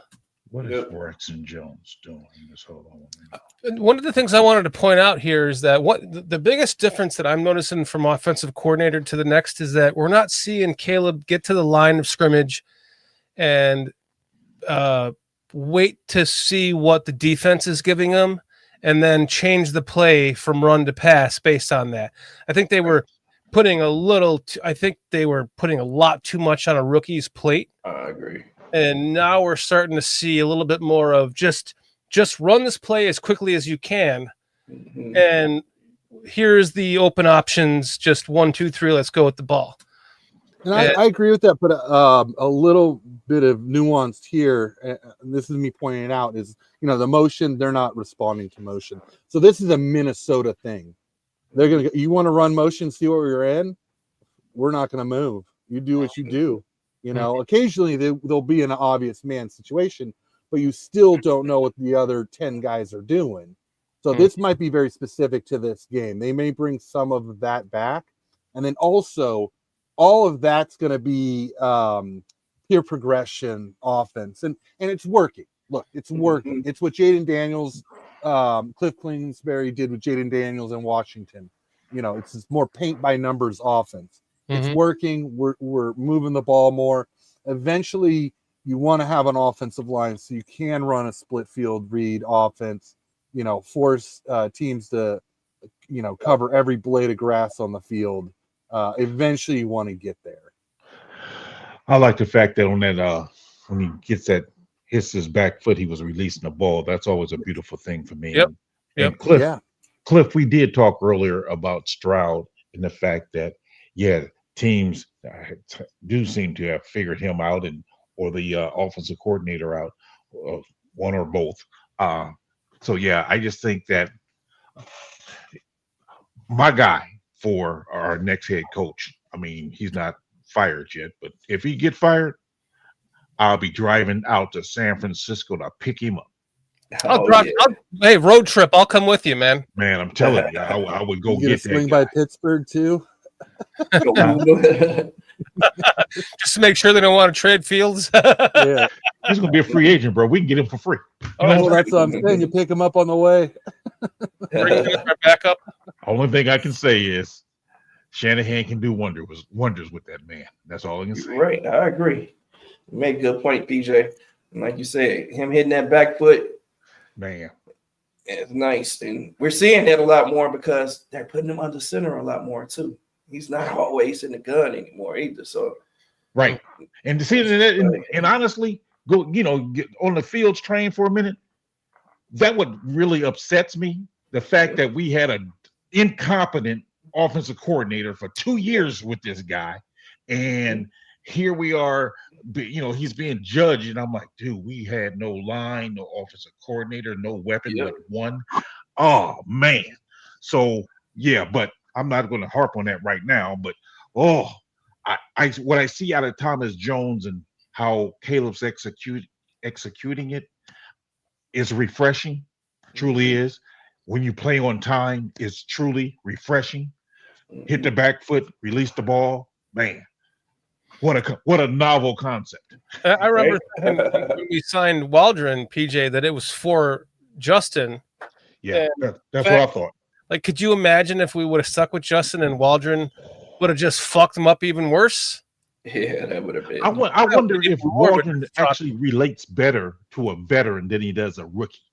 Maybe. Because with a veteran probably knows certain things already and say, okay, man, you ain't the leader I need. I just need your information. Whereas a rookie, hey, I need your leadership because I'm new to this league, so I need more out of you. So maybe that's what the disconnect is.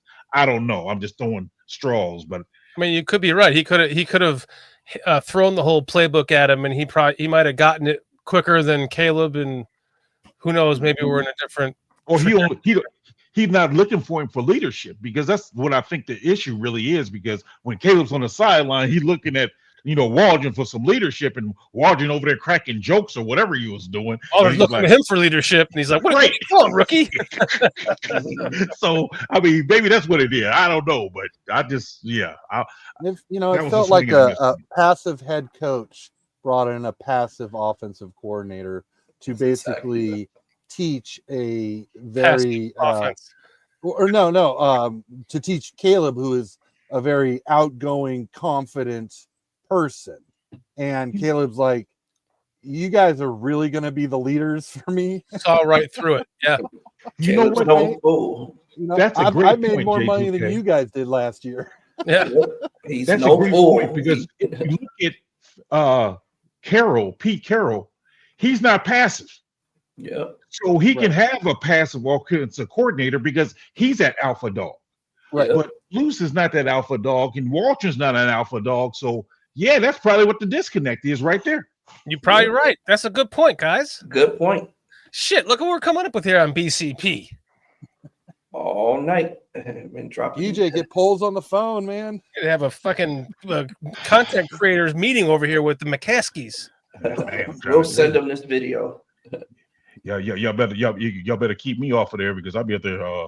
Fields could be a free agent, bro.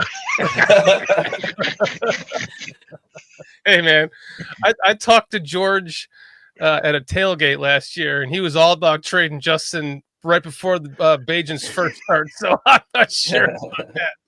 And I do want to talk about this play here in a second. Okay, now we put Tremaine Edmonds in the doghouse, but I do want to point out this is why Flus values him. This is what he is good at, and it's how quickly he drops into space. It really is impressive. I think the other angle was better to see his abilities. But so as much as we dog the guy, I just don't want to give him. I do want to give him his flowers for. This is why he is. Look where he's lined up at. Value. This is where his value is. Right. He's not the run stuffer. He is the coverage guy. But see, he's up there. He's on a mug concept, and he's able to drop out of there quickly.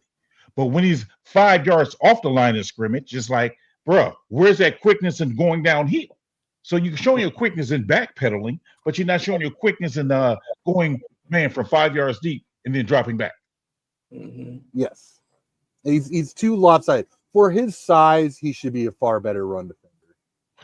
But I mean, like that right there, it's just, and I've heard of people hearing that quarterbacks, generally say it's so hard to throw over the middle against Tremaine because the length he has. So there's a lot of plays that quarterbacks are just passing up in the passing game because he's there that you never see, doesn't show up in the stat sheet. Quarterback goes elsewhere, and it is because of Tremaine Edmonds. Yeah. He's a great pass defender. That was smooth too. You know, him going one way and then, you know, transitioning back to the middle. He just looks smooth and natural. PJ, Cliff asked if we're stopping in Dallas to see if Mike McCarthy wants to be our head coach. I don't know about that. I gotta be honest, Cliff. Sausage-eating ex-Green Bay head coach. Yeah, I gotta be honest. I don't know. I think his time is past. I agree. Yeah, I think his time is past. And I think he's keeping that seat warm for Sanders, Deion Sanders, to go to. Yeah, I don't think he'll work out there either, though. For me, now call me crazy, but I don't think I could ever just play for Jerry Jones. I just couldn't. I really couldn't. It's just too much to deal with. Yeah, man. As a free agent, I mean, yeah, I get that you get drafted there, whatever. But man, as a free agent, Dallas, I'd be telling my agent, no, no, just no. Here is this the play right here play of the game. Yeah, this is what lost the game for us ultimately.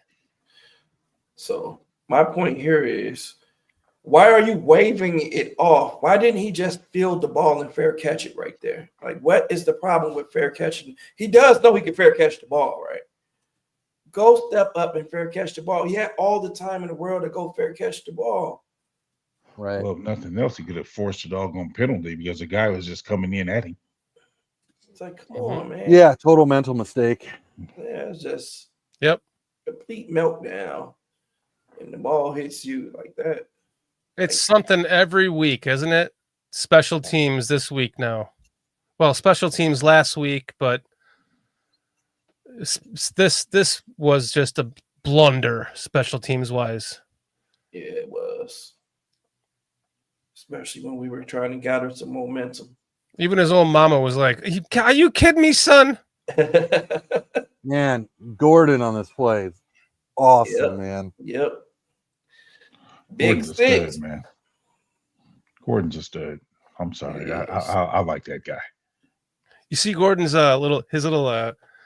his sideline smack to his position coach, his little Spider-Man. Yeah, that was cool. That was cool. Yeah, Gordon's a badass, man. Loved that pick. Love him now. Loved the Brisker pick. Love the Brisker pick now still. Mm-hmm. It just worries me with his concussions, and I'm sure everyone here agrees. It's just you don't like to see that, and then just wear the helmet condom, dude. Exactly. For real. I'm surprised we don't see more players wearing it this year, man. Damn. Yeah, well, everyone says that they don't like how it looks because everyone wants to look like a superstar out there. But anytime you really see anyone wearing a helmet condom, you don't notice it. They do a good job of making it look almost normal.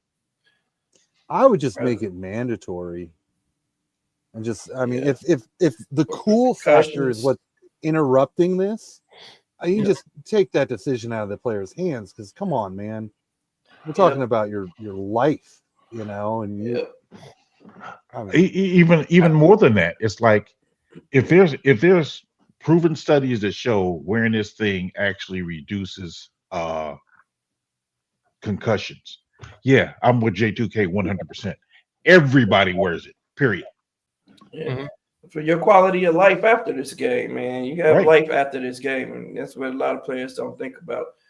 Like J2K said, I would make it mandatory, especially for the players who have suffered a concussion. If you suffer a concussion in season, then you have to wear it for a year. You have to wear it for at least a year. Like, it's mandatory, like if you like it or not.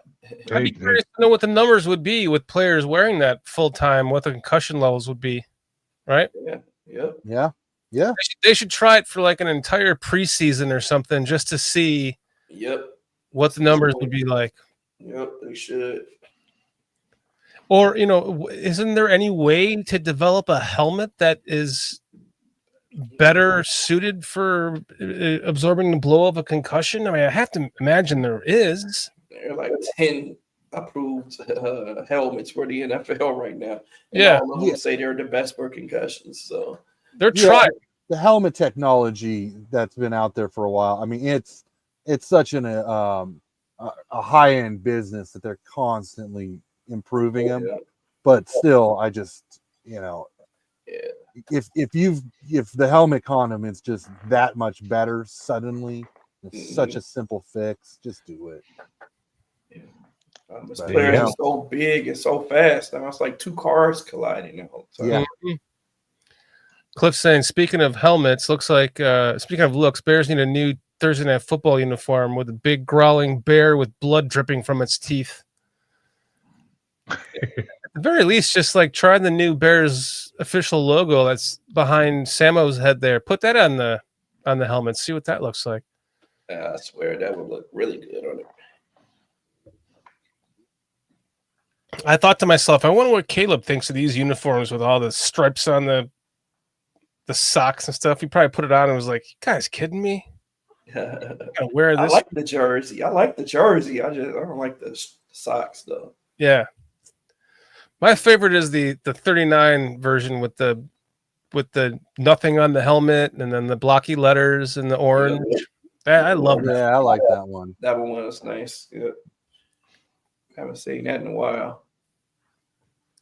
Chris Foster saying Caleb wants rainbow stripes. See, I knew you had a problem with him. I'm going to tell you what. They win a Super Bowl with this kid. You're going to see all 5 nails painted, my friend, on both hands. Absolutely not. And he going to write Caleb on each shoe with a C-A. Absolutely not. I'll go to one of these nail salons in Atlanta and be like, put a C and an A and an L and put every letter on every finger. Every finger. Blue and orange. Listen, I'm comfortable enough in my own skin to be able to paint my damn nails for my quarterback who wins us a Super Bowl. That's all I have to say. You guys. So Hawkinson really outplayed a bunch of our defenders at this late point of this game. In this critical moments of the game, yes, he did. Mm-hmm. They used him a few times. Our defense could not get off the field on third down. No. Who was that on? But that's the coverage, man, on some of these plays was ridiculous. Oh, man, we missed the play where Nick Mullen came in. I'm sure we missed that already. But 3rd and 13, and we're playing a deep cover 2. Man. Right. Without bringing any pressure. Come on. Hector Zambrano says he even buy a handbag. See, and you put a pink slip on your phone too, right? A little merce and a little pink slip. It's like I remember saying at the time, like maybe he was supporting like breast cancer awareness month or whatever. You give a guy an inch, you want to go with a mile. You know what I'm saying? He just want to keep on going. Now you're talking about wearing purses. What is wrong with you, Shorty? I support my quarterback, PJ. You can support him in another way, man. Buy his jersey or something. Man. He ain't got to buy no pink purse. Who was that flew in there like that? Like this so G-strings wearing the G-strings out of the question? Oh my goodness. Oh,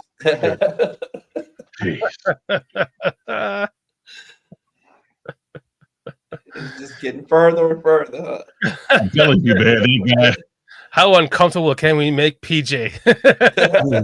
Man, golly. That works. I love you, PJ. Check your heterosexual at the door. You know what I'm saying? I checked my heterosexual at the door. I'm talking about me. It's called that. And it's to a woman. Man. I'll tell you what, sometimes I wish it was to a man because I'd get along a lot better. How much easier would it be to be married to a man than it would be to marry to a woman? Come on, you all have to agree it would be easier. No, we're not. We're not going to agree. Never thought about that one. Exactly. Well, I know, J2K over I here said, know leave me out of that. men who are married together, and I mean they go through similar relationship issues. See, It's not like see, I Okay, mean it's Think you know it like- it's all about the individual. sure. We're just having fun here. Well, technically, never mind. I ain't gonna get in that conversation there. Oh, wait, no, we got to pause. Wait, pause. Come on. Spit it out now.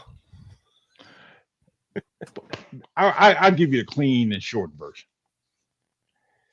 There's a difference when you go to a call or responding to a call between heterosexuals and the other. There's a difference in the dynamics and how you can resolve certain situations. I'm gonna leave it like that. Okay, I got you. I got you. It's a difference in how you can resolve certain situations. I hear you. Because certain things you can be able to get rectified because you can say certain things that, hey, roles, and then the other one you can't, so it's hard to get them resolved. I understand. Is that more of just kind of where you're coming from than where they're coming from, though? No, I think it's more of how they actually can relate to what you're saying, because when you're trying to explain certain things, because there's a difference in, if you tell a guy, man, look, you can't do this to a woman. You call on his man card. Yeah. You'd be like, you know what? Yeah, you're kind of right. Yeah, okay, Yeah. right. You can't say that the other way. Yeah. Well, should I As have a small example. beat his ass the way he was talking to me? Right. I mean, just as a small example. I mean, If a man said I had to beat her ass the way she was talking to me, he'd be like, yeah, I understand. Both different. yeah, it's just hard to. Yeah, it's hard. I don't want to get canceled here, so I guess I'm gonna guard what I'm saying. No, I would just say that I think once you are around people who are gay, that you understand where or how to talk to them, how to relate to them, to where you wouldn't have those issues. And if you're, don't have a lot of experience, it's just like anything else that's different in life, that you would just be like, oh, I don't have a ton of experience in this kind of arena. So, I know what to say in this arena, but not so much in this arena. Understood. Man, chat's blowing up about that. Chris Foster, oh my God, no wonder why you like Caleb. No, tripping. I've had more tail in my life than you probably ever have, Chris Foster, and I'm perfectly confident in my sexuality. I'm happy to paint my nails for my quarterback if he wins the Super Bowl. I'll be the first to do it. I walk around Atlanta, Georgia with my nails painted and everyone going, oh my God, what the fuck? I'm a Caleb Williams fan. Oh, I mean, no, they would not in Atlanta. They'd be like, oh, okay.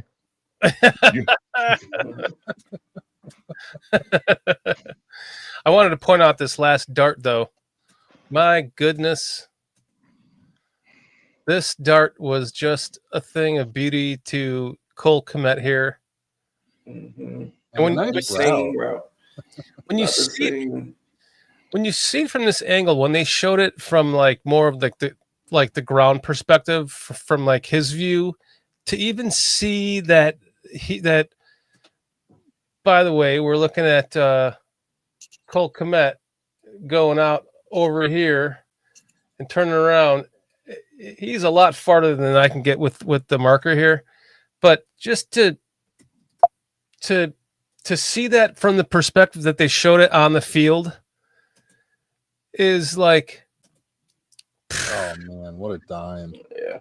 10, 25 yards to just zip that there like that is nice. It's just ridiculous. Nice play by Cole, man. Cole's a great tight end, man. No kidding, man. No, we be talking, people give Cole a lot of shit, but Cole's a damn good tight end. I'm not, as anyone knows here, I am not a big fan of CHGO Sports. What, no super chats? And in case you don't know, Sammo, that clip from me saying that comes from I know. HBO. Yeah, I've watched them. I've heard the. That's what we've been doing this whole show What for. are we doing? Where are the super chats? Fucking super chats coming from you fuckers. They're scaring guys into sending them money. But Cole Kmet doing his thing on CHGO. Should have reached out to him, man. He would have did it for us, man. I tried, man. He wasn't down with BCP. He was like, man, you're not paying me enough. I'd rather have Lance than I don't even want Alex. I just want Lance. Lance, yeah, I like Lance.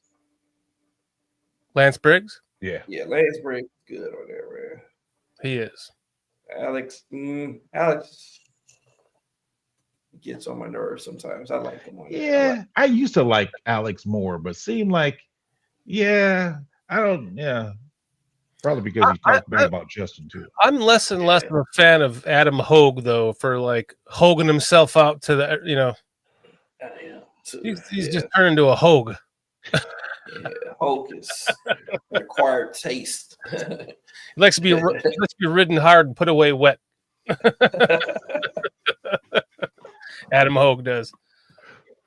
He's got better. Crazy miscommunication on this play here. Swift thinks he gets the ball. Ball goes to Kmet. Swift standing there like, what am I supposed to do? Yeah, I thought that was going to Swift. I don't know. I think Kmet was supposed to block there.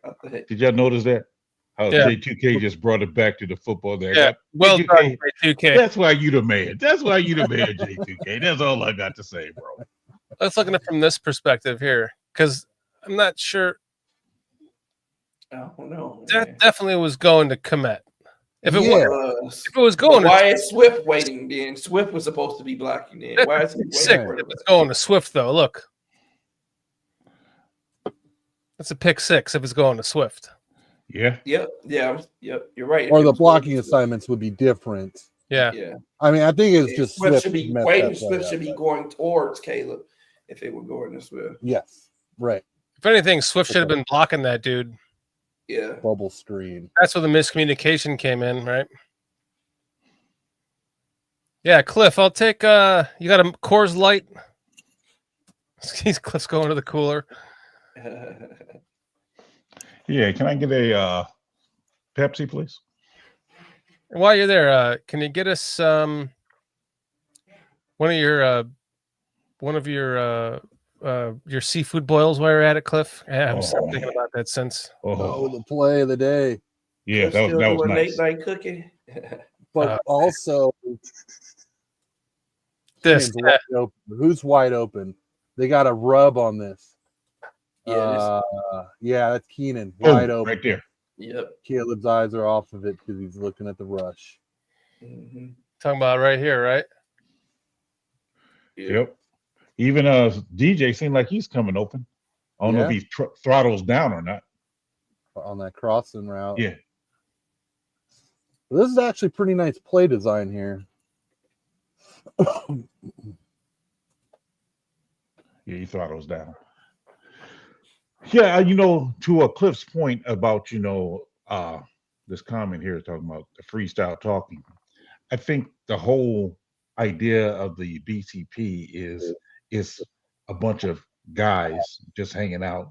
Girls can join us, of course, too, but just hanging out talking football. And then in the midst of it, talking about life at times, too. That's such a great compliment, Cliff. We really appreciate that. Thank you. Yes, sir. Cliff V.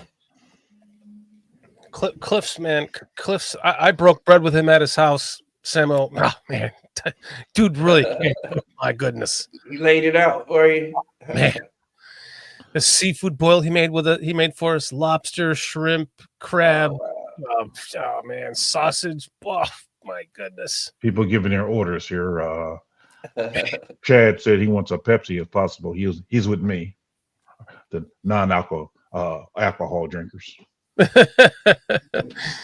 Ampharius, thank you for that compliment. Thank you so much. That's why we got 88 of you hanging out with us tonight for this. This is awesome. You guys are awesome. Thank all of you, man. Truly. Thanks for hanging out with us.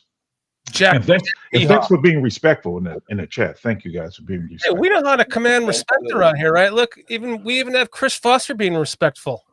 We got Ghost of Judah Tribe to super chat us, Sammo. Right. Yeah, but that jacked me off guy is a real Even problem. Chris Foster is saying good show. Let's get this. Good show. Hey, lots of love. Saying good show, yeah, thank you, which is rare. Mo Lester and Jack Me Off, those guys, man. Oh, Mo troublemakers. That Mo Lester character, I tell you. Cliff said he's doing spare ribs and beef ribs in a couple of days.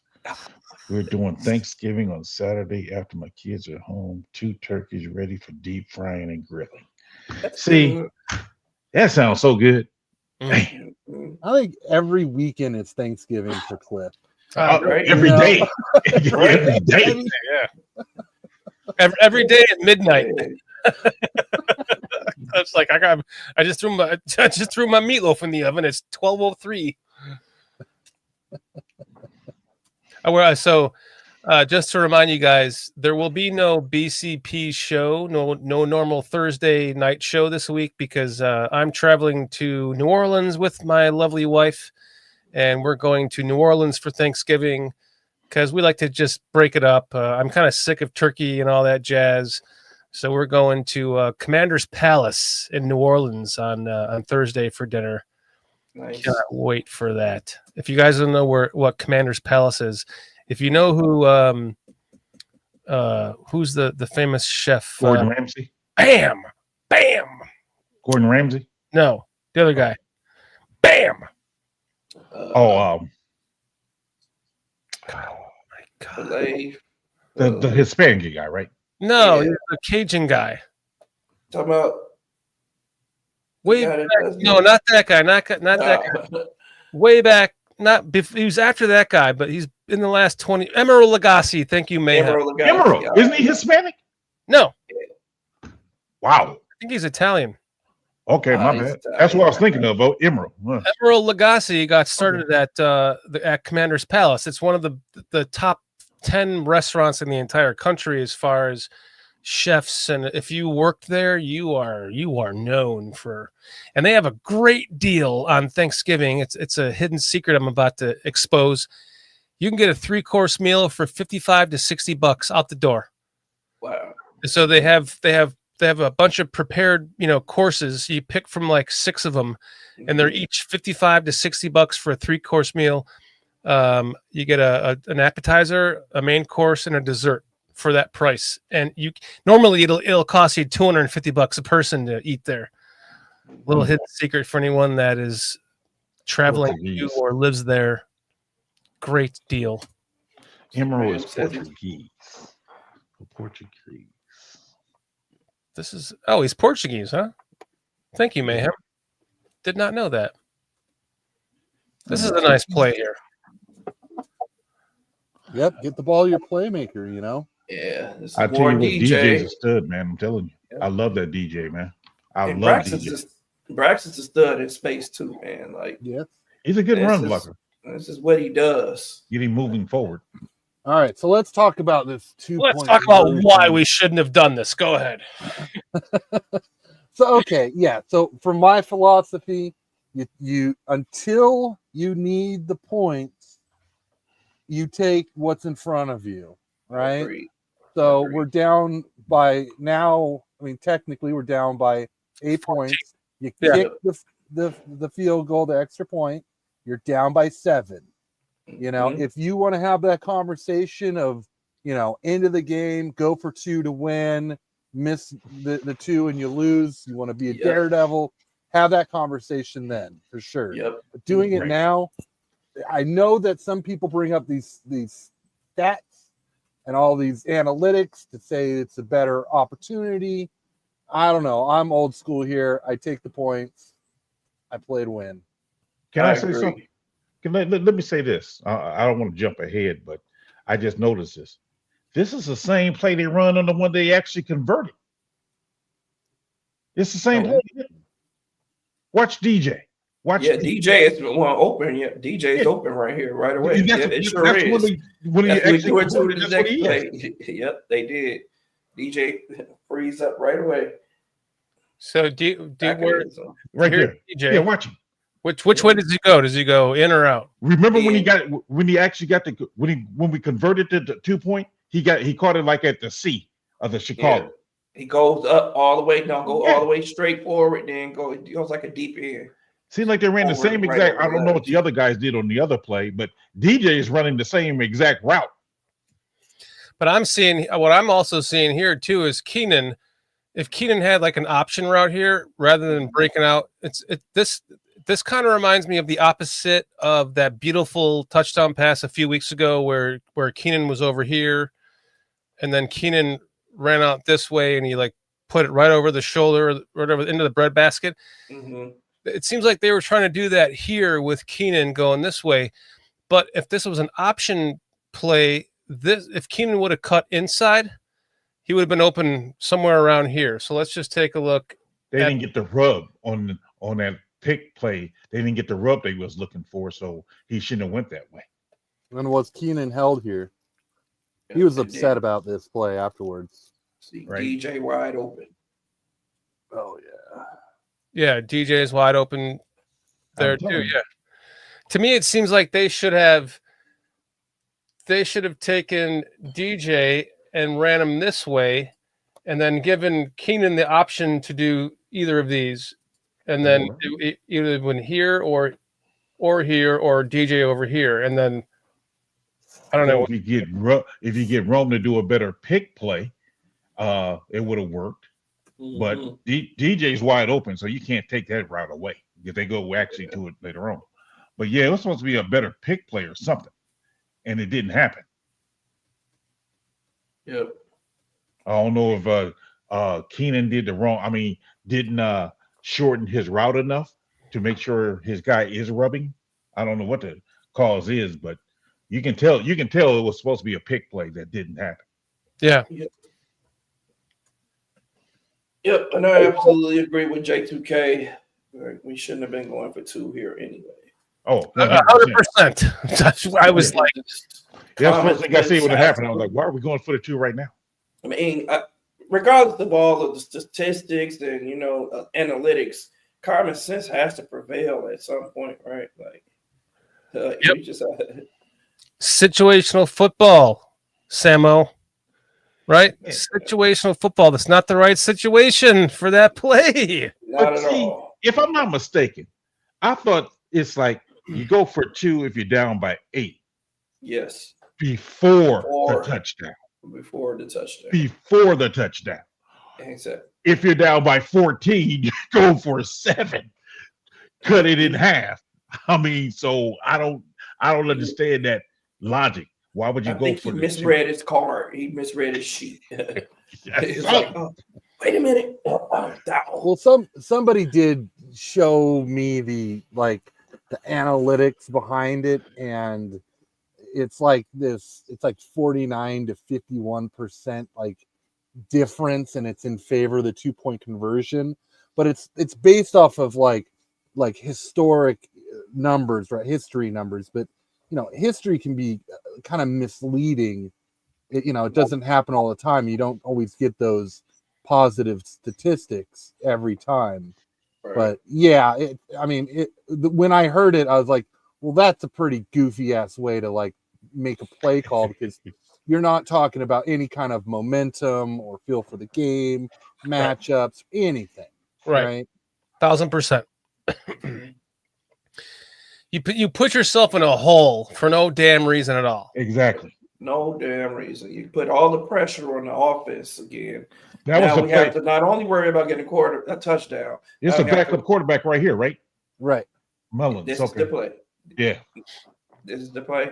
Look how deep the it's a safeties simple are. crosser, and we give up 12 Why yards. are the safeties so deep on a 3rd and 13? Look where our linebacker is. Why are we dropping back so deep? Right. Jeez. What are you defending it? What are we defending? Bro, it's the backup quarterback who just came into the game. We really think he's going to hit us deep. Right. On 3rd and 13. Come on now, guys. Because look at what's going on over here. Look how far. Look how many yards this from the line of scrimmage. Jeez, 5, 10, 15 yards. This guy is almost damn near 20 yards. 31 is damn near 20 yards deep. Look at the middle linebacker. He's what, 7 yards? I don't know. Maybe there's a tendency that the Bears know about on these 8 downs. He's 8 yards away, and his first step is backwards. It's backwards. Everyone drops back. 8 steps away, and your first step is backwards. On a 3rd and 13? 3rd and 13. No pressure. First step is backwards. Boom. No stunt. I mean, what the world?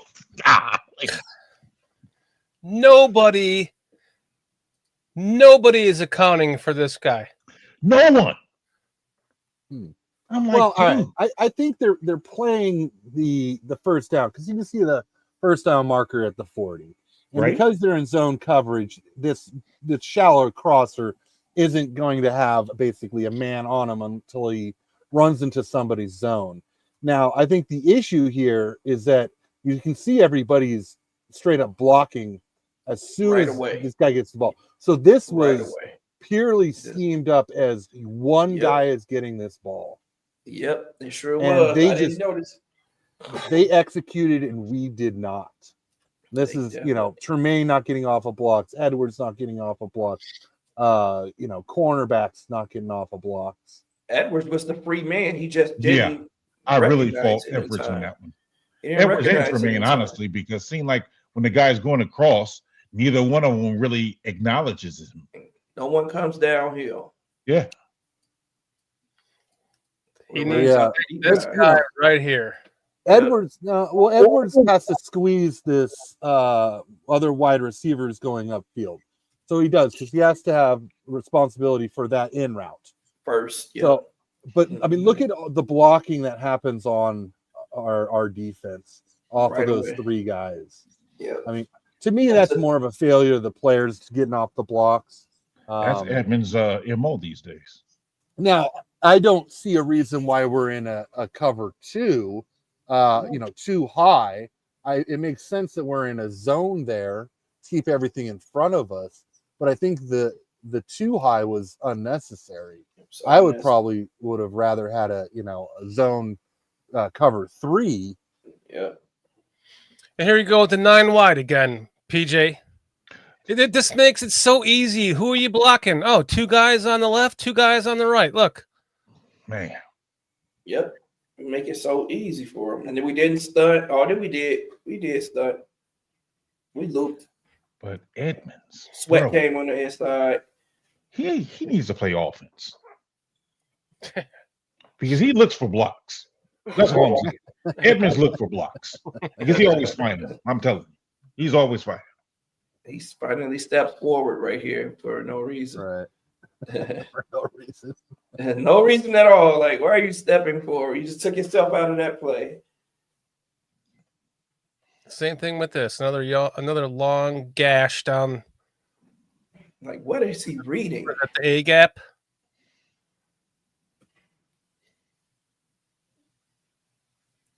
Supposed to be reading the guards and the running back.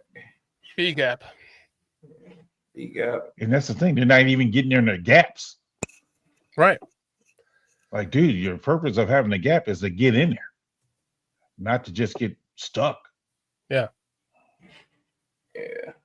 Eberflus should be relieved of play calling duties and start focusing on being a head coach because he obviously can't multitask. Thank you, Hector. I definitely agree with that. I wish I could super chat you your $5 back for that statement because you are 100% correct. And thank you for your super chat, by the way. Again. And thank you. No super chats. What? No super chats? A good play by 9-9 right there. What? No super chats?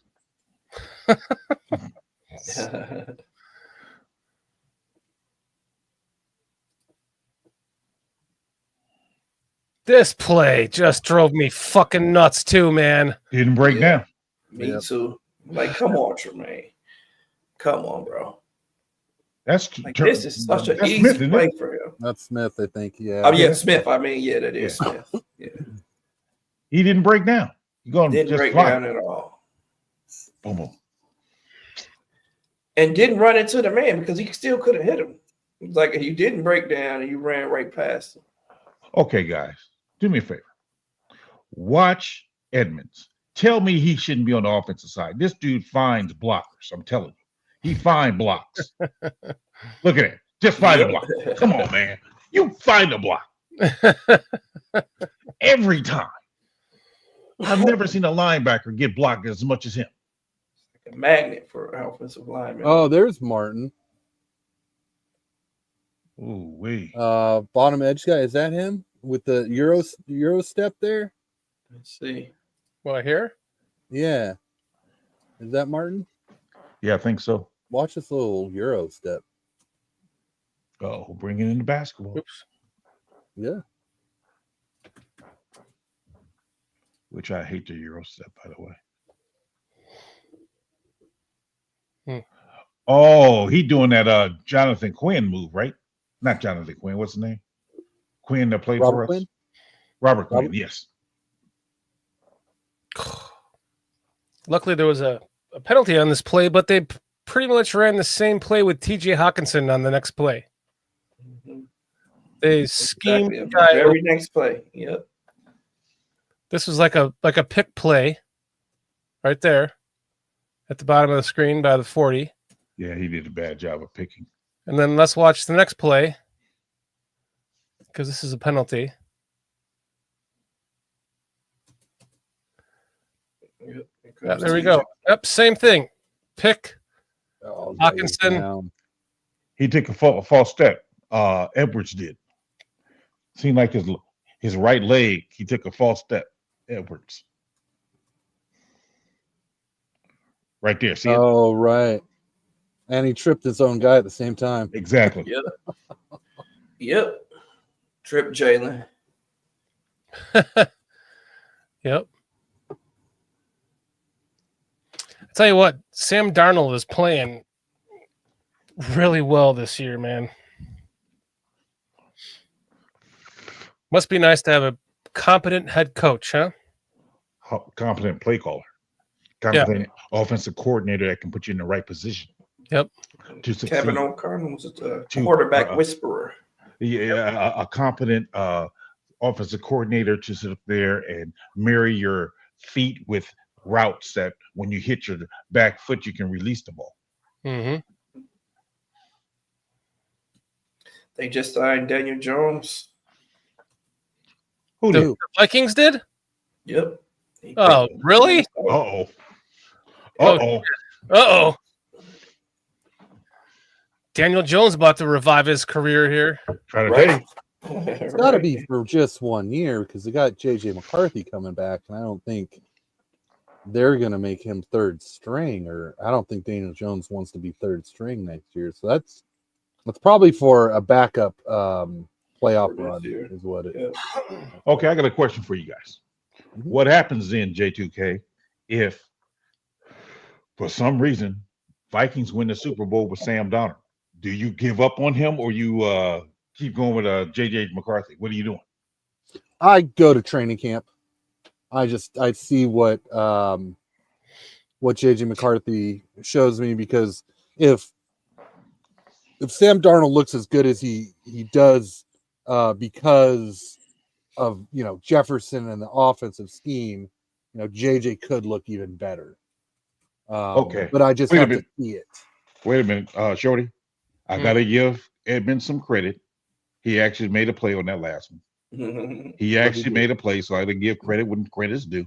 But I hear you, J2K. Yeah. Looks like he- Daniel Jones knows what's balls. He hit his gap. Wow. Like I say, I gotta give him credit. He hit his play, so I want to be fair. Got to give him his flowers when he earns them. Yeah, even if it's only one play a game. Mr. McFadden, what is up? I don't know what that the chat comment skull means, but thanks for joining us. Isn't that a Minnesota Vikings term or something? Yeah. They chant skull or something. Yep. Oh, here Here he redeems himself for that fumble earlier, right? Yeah, this was a great return, man. Yeah, If he gets to the sideline, if he goes to the sideline, it's a touchdown. Yeah. Like, why does he keep going forward? If he gets past this guy, get to the sideline. Yeah. Yeah, he didn't run away from the guy. I don't think he saw him. Yeah, he didn't see him. He thought he was clear. But I thought that they were always taught to just get to the sideline, near the sideline. I guess. But that was a great return. In the end, we scored on this drive, which is really all that matters. Yep. But it would have been nice to save the time on the clock, right? To just get a score. Yeah. Stop him with momentum. Now, Mr. McFadden says, I found your channel. I love the content. Cable's going to be a dog. Yes. I'm assuming he is a Vikings fan. But thank you for joining us. I appreciate it. If you feel like it, go ahead and subscribe. We appreciate that, Mr. McFadden. Hopefully you are a Bears fan. If you are, we appreciate you enjoying your time with us tonight. Thank you.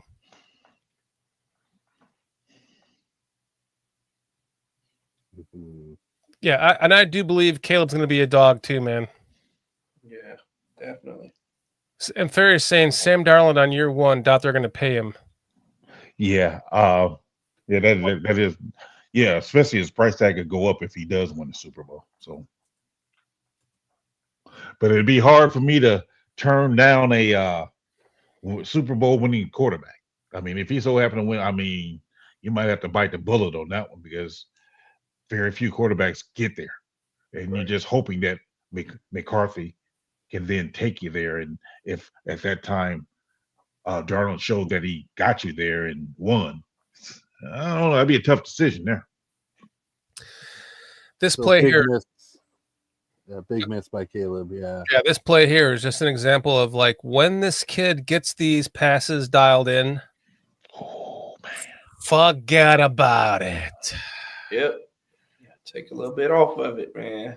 Yeah. It looked like he kind of pushed the ball. He just didn't like rip it. He was like trying to place it instead of just ripping it. Did he follow through with his legs? That's what I wonder. Yeah, it looked like he had a solid. Yeah. He just let that one sail. All right, bring back Justin Fields. All right. Joking, touch on it. Joking. A little more touch on that one and Mr. McFadden saying, I'm a Vikings fan. JJ is the future unless Sam wins the Super Bowl. So thank you for joining us as a Vikings fan. We appreciate it, Mr. McFadden.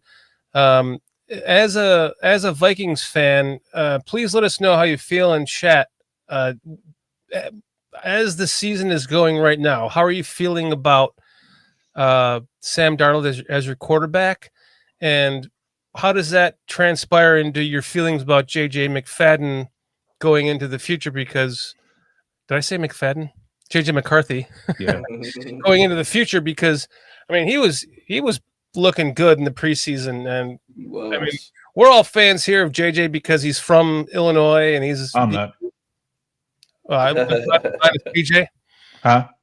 Minus you, I should say. I was a fan of him. For me, if we were going to trade Justin and then trade the first pick and still try to get the Hall, that was a quarterback that I wanted as a Bears fan. For one of the main reasons, because he grew up a Bears fan. I'm not going to lie, but I thought he played well in the preseason and he had a real chance to be your starter. Yeah, I think he's a good quarterback. Don't get me wrong. I don't like him because his team beat my grandson's team in the playoffs. So yeah, that's why I don't like him. It's always got to come down to the. Hey, it's personal. Oh, what a dart! That was a great catch. That was a great catch. Yeah, better catch than it was a throw. Man. Yeah. That right there, man.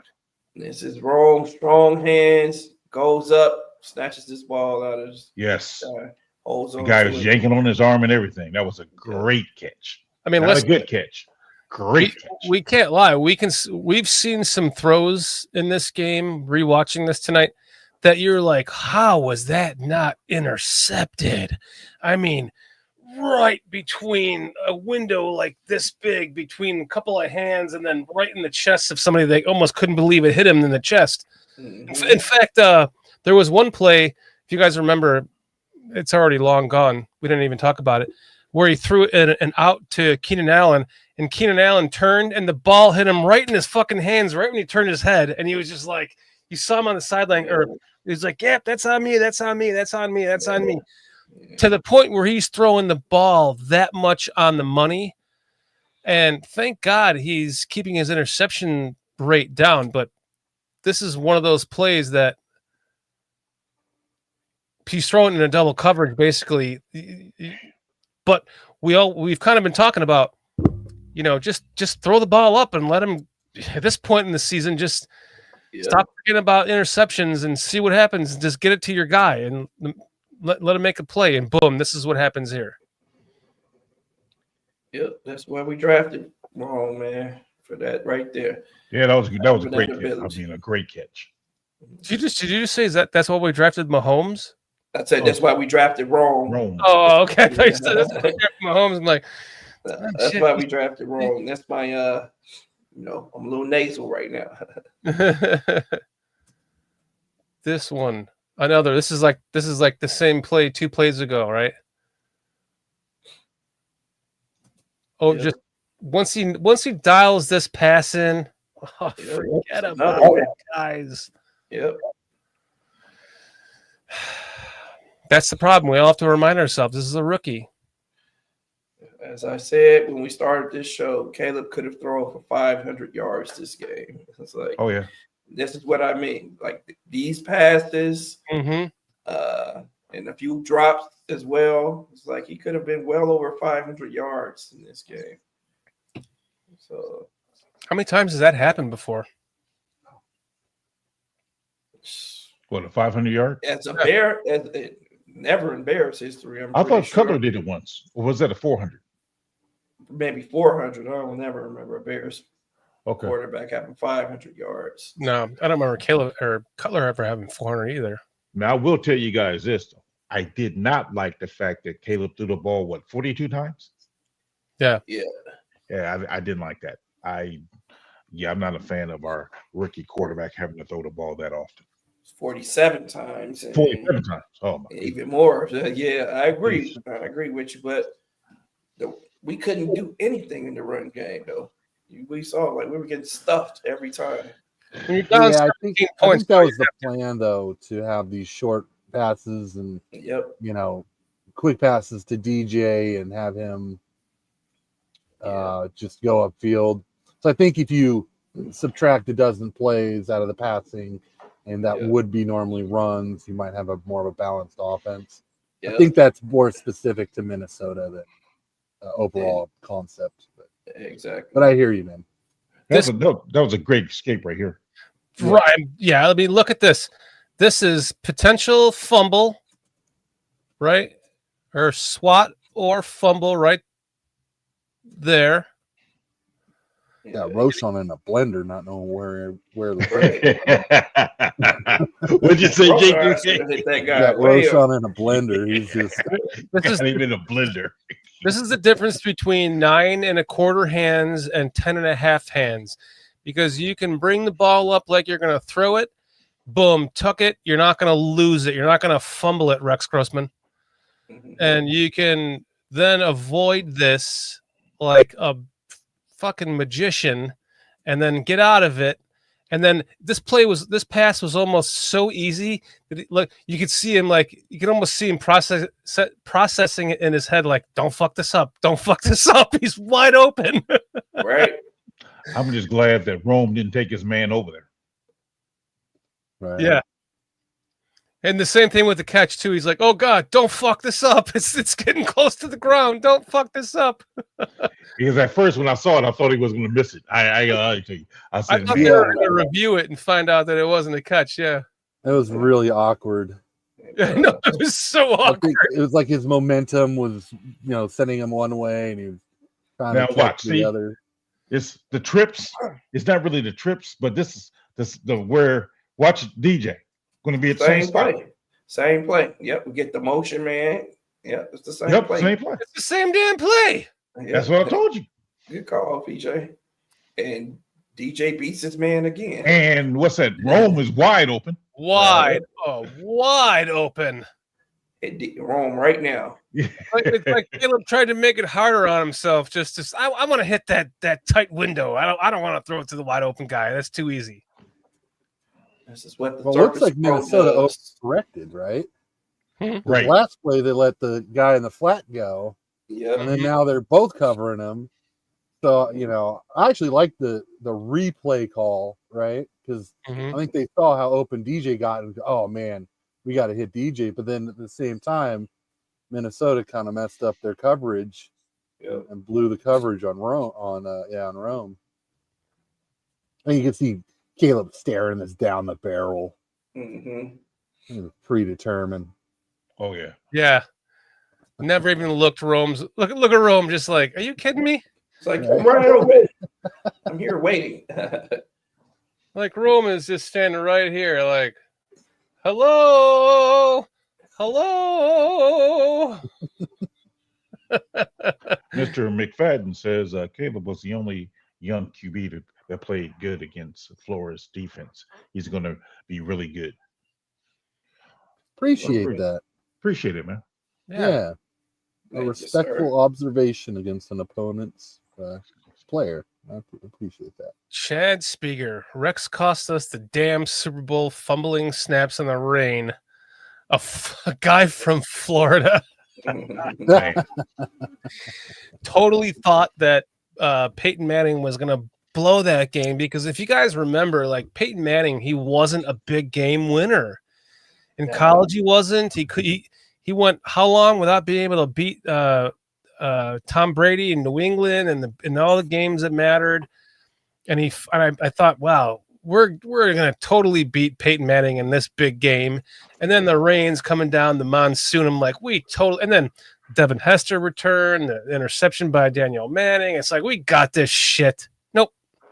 Rex Grossman's 9.25-inch hands kept fucking fumbling that wet ball all over the field. So you got a problem with hand size, huh? Size matters. Mm. That's what she said. Mm. Oh, well, wait. Hold on a second. You gonna sit back there and right now and tell me it doesn't? Come on. Hey. Wasn't me. Who am I talking to? Wasn't me, bro. Wasn't me. Hey, well, maybe it wasn't you.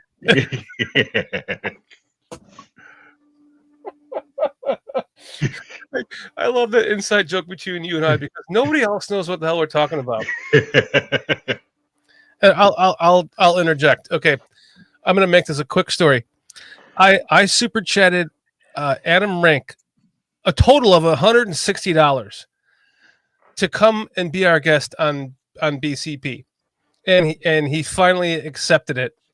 And then I'm driving with my wife, and PJ calls me. So the truck takes over the phone on the speaker, right?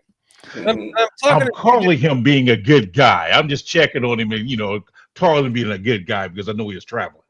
And I'm talking to PJ with my wife in the car, and he's like, yeah, man, so super chatted Adam Rink $160 to come on the show, huh? I'm like, hey, wasn't me.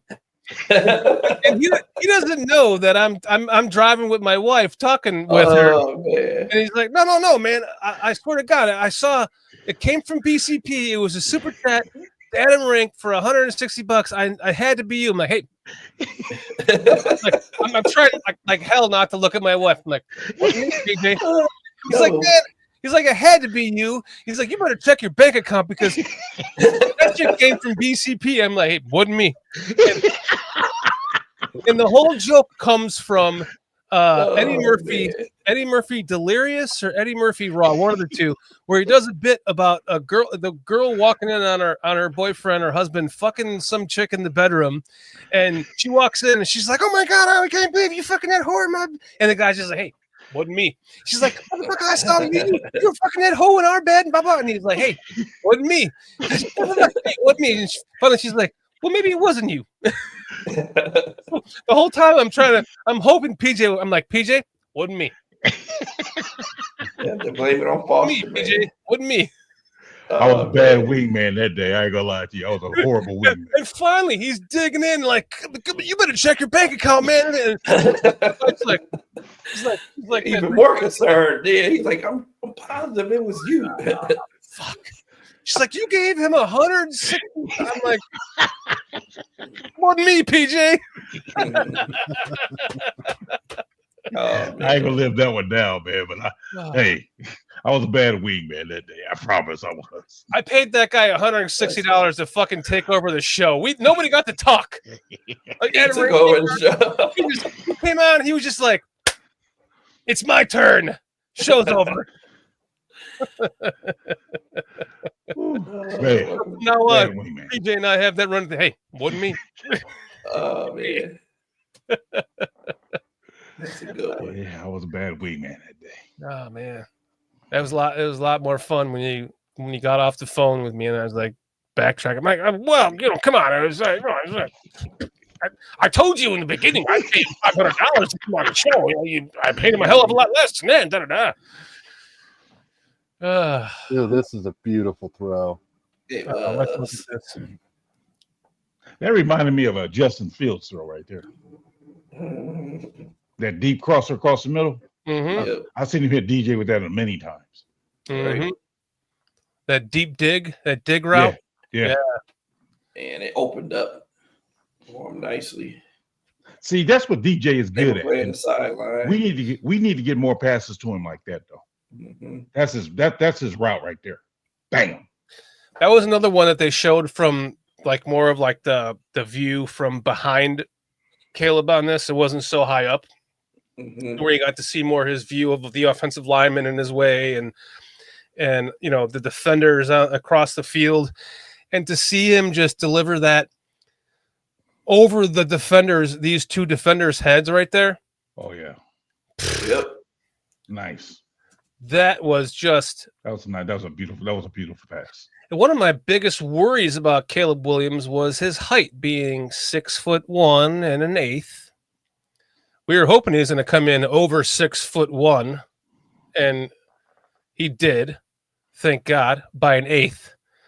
Because typically, historically, quarterbacks under 6'1" do not really accelerate in the NFL because of this problem. And he's only had a few the most of his batted balls have come in that first game of the season. So for him to be a little bit on the shorter side is impressive to see this ball just get zipped over their heads.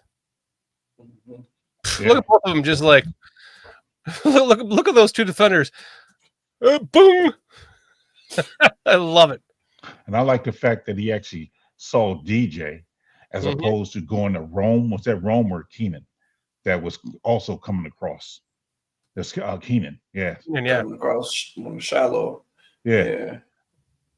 Because Keenan was right open there, but so I like that. It's big game hunting, man. That's what Caleb does. Mm-hmm. So the line goes big game hunting. Frozen rope pass, Chad Speaker says. Cliff Victoria says, Dan, sounds like no BJ in the truck. No, there was no BJ in that truck ride, Cliff. So, sorry to interrupt, but what's the penalty that Caleb is calling for here? He said they're not supposed to. He said they wasn't supposed to move, and I don't understand what he meant by that. Because several people are saying throw a penalty. Yeah, like the Did guy this guy fall into the neutral zone, or they snap the ball and this guy right here, he falls. If you watch this guy, oops, this dude right here falls down within the. Looks like he fell within the neutral zone. I guess we can tell from the other angle. The refs just completely disregarded whatever it was. Yeah. But is he in the neutral zone though? Well, if you go back and look at where his knee hits. Can you go give us the other angle? This is the other. Oh, you want the previous angle? The ball's on that like this ain't straight up on the 30 or just behind the 30. It's I right don't know. behind the 30. It's Yeah. Right behind. there. His hand is beyond the neutral zone. Look at that. You can see right there. The His ball hand. is behind that 30 Yeah, line. yeah, he's not over His the ball. hand is on the other side. Yeah, So yeah, I don't look like look like he's not in the neutral zone. Nah, There. we're just trying to get a call. I'm not mad at Caleb. Press the refs. Keep pressing them. Yep. Justin didn't do that enough, in my opinion. Agreed. Like fight for your calls. Fight for the calls, and maybe we'll start getting some. Yeah, right there. I'm sure he saw when he fell, his hand was close enough to that neutral zone that it was enough for him to be like, come on, motherfuckers, we're at home. Give us this call. And they should have gotten the call as far as I'm concerned. They would have given us that call if it was the other way around. I don't think he was in the neutral zone, sir. I really don't. He was initially in a neutral zone, but he stood himself back up. He slipped down, and we didn't snap the ball right away. The ball is like at the 30.5-yard line. right, Like, it's he's behind down that now. white line. He's It's behind the white line. And I think his hand is on the other side of that. You can see, you I can don't see think it. No, I'm not talking about that hand. I'm talking about, so right there you can see his hand is beyond the line, but I'm talking about right here after he falls, right there. If you look between 23 and 58, you can see his hand is actually on the white line. But the ball's not hiked. We didn't hike the ball. That's the problem. We didn't hike the ball, and we allowed him to get back up. Exactly. Get behind the line. Oh, that's what it was. Okay. Thank you, Sammo. That's probably why he was talking to him for a minute, and he was like, "Well, you should have snapped the ball. You should have, snapped it right there." Yep. Hey, center has to see that, man. Right? Snap the ball. Center has to see that right away and just snap it. Yeah. Yep.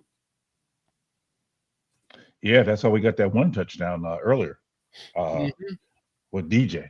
I forgot who we was playing against. How nervous were you all on that kick? On that oh my God. Man. Like it wasn't quite like last week when it was like the poltergeist hallway where you just see you go, and you're like, oh, we're not gonna make this. Right. We get the ball. I'm just knowing we're gonna win this game. And we have the momentum right here too. Let's see what he sees here. First down. Well, I didn't like the fact that we went empty and we're act like we're in a 2-minute drill already. Bro, we got 10 minutes. I didn't like that either. We got 10 minutes. But you got right here. Open. Yep. And from his vantage point, he's got a throwing lane here, but he's also got a throwing lane here because this was open too. Yep. But he's already in run mode because that's Kevin misses his Braxton gets beat. Yeah, Braxton gets beat. The edge. Oh, that's Tevin. Oh, that's Tevin. Yeah, that's Tevin. Oh man, it's even worse. Okay, I think Caleb saw color flash and he got out of his drop here because technically Tevin pushed the guy upfield. Right. Caleb should have time to plant his foot, make a throw, but he's a rookie. He's seeing. He's just trying to make a play and right. Yeah, I didn't like that empty. Going empty on the first play of the overtime. Run the ball. Jeez. Yeah, I agree. But this next one is this the? So that's what I was telling you. When you got two skilled players blocking that edge on the top of the screen there. Yep. You got two of them blocking the guy, and they actually stopped. The guy stopped moving. I mean, he literally stopped moving for a minute there. Then because when they let him go to go in a route, that's when he didn't get the sack. See, they let him go. I don't understand. I think this is where Thomas Jones kind of lost me a little bit. He wasn't trying to inch the ball up the field right here. Like, why are all the routes are deep right here? Yeah, like That's just why- like you called out on the first time, we had everyone out. yeah. That's why So- Keenan Allen should have come back for this, knowing he was sitting back here dancing around, looking. Everything is deep. Somebody's open at the 50 or at the 48 there. Yeah, Yeah, he's open, but if he would have just come back here,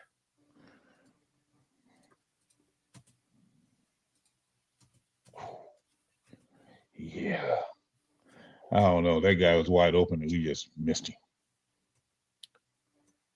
yeah, And then, like I said, you got the two guys who's blocking the defensive end. They now go in the route. You can dump it off to them. right. Boom, right there. Dump it off to them. You got. Yeah, that's a lot.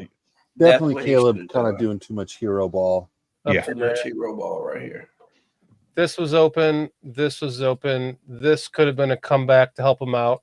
Even commit. If you hit commit, It's commit you then right got a there. lead blocker with You what's his name? What hella real estate? Yeah, hella grass in front of him. Yep, Yeah. you're right.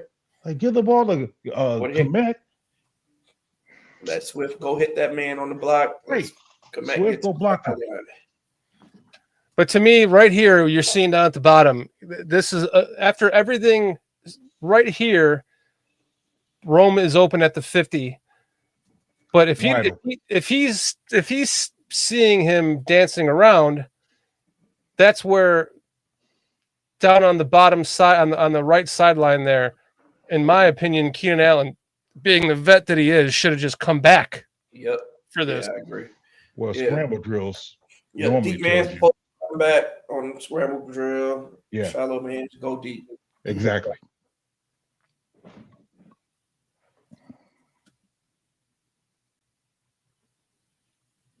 But man, I would have hit commit for sure.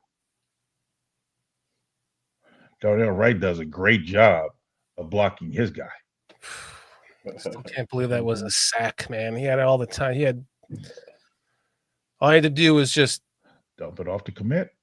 That's one thing you can't do right there. Right. That's the one thing you can't do is take a sack right there. Give it to Right. commit. Boom. He looking at him. Give it to commit right there. Yep. Boom. Yep. But he's thinking I can get away from this guy. Yeah. That's the problem. He got away from too many guys in this game, and that's the problem with that, right? That's the Exactly. problem with it. Like if you, I think I could do it one more time. Got away from all these other guys. And Ferry is saying Caleb too amped up in his first NFL overtime game, expected for a rookie. Yeah, I can accept that too. Yep. But this is the kind of thing, the kind of play that we all know he's going to get better from. Right. Truly believe that in my heart. Mm-hmm. Put in the same situation next week or on Thursday, I'm sure he'll be a lot better. Yeah. I think that's going to be on NBC, right? That game. I'm not sure. Is that who covers? Yeah. Well, I think they covering What that one. time because is that game? What time is it? You know? I don't know. Yeah, I got to make sure I'm done with That's- my little. That's part of the reason why we can't do a show Thursday, because I'm going to between that game and me trying to cook and entertain, it's going to be a full day for me. Mm-hmm. I'm doing the same. I'm going to be living it up in New Orleans on Thursday, so. Living that money. Lucky girl. you. Lucky you. And honestly, I don't understand why they ran that short route on this play. I mean, I here you are needing how many yards and you run that short route? I that just boggles my mind. Coach is scared. Right? I mean, you just, bro, you throw 23 yards short of the line of scrimmage. I mean, of the first down marker, 23 yards short. All right, Coach 20. is scared. Jeez, man, come on. Try to make a play. And Ferry is saying 11:30 Central Time is the game. Ooh, wee. This is when you call a play that can possibly get you a PI. You know, this is when you have a play that you know you could possibly get a PI. Back draw a shoulder. PI. Yeah, that's what you were trying to do right here. Like, Well said. And when you look at this angle, I know it's like, it's all said and done and you can critique it, but look at the right side of the field, just open, man. Yep, all this grass. It's almost like if DJ would have just planted his foot and then cut back to the other side of the field, that's a first down easily. Yep. Good point. But they're running that same or a similar play to what was it, Driscoll, who came in? Yeah. Where they're underneath crosser and they're getting a bunch of guys upfield to block. But they flooded it though. Mm-hmm. And they had their linebacker a lot closer than what we had ours. Mm-hmm. Difference in coaching. Do we even want to watch this last drive? Can't, man. That's after 12. Now you just play it in the background and Yeah. I can't. It's a heartbreaker. God, I know. It's like we get so close again, and we just can't finish it off. I've said this. This is I have a great analogy for this. Matt Eberflus is like going to an orgy with erectile dysfunction. It's just like you came to the party, but your dick isn't hard enough to enjoy it. He's just watching shit happen. Yeah, you're right. Can't make anything happen. He's just gonna watch shit happen. You're right. Oh my goodness! And look at Sweat right there. He's like, "Fuck! I should have been trying to swat the ball." Right. You know what's that when he punched the ball when he was on the ground? He's like, "Ah, shit." He's like, right there. It has to be the first thing you think about. Like, man. Like right there, he's like, I had him. Should have punched. He swats the ball down right there. That's yep. I don't know if he could have got a good angle of swatting the ball though. If you look at it, he's sideways here, reaches around. If he came up instead of coming down with his arm, he went up like an uppercut. Maybe go up and cut it, pop it up. Yeah. He probably would have had a better chance popping it up. You're right. Peanut punched that shit from Hector Zambrano. Fuck Detroit and the Lions. I'm a little surprised they didn't call a flag on him punching the ball the second time. I was thinking the same thing. Like he's laying on the ground and he's just punching at him like out of frustration. Like, I should have done that. I thought the same thing too. I'm like, thank God we didn't get a penalty on that. Good play by Walker. Yeah.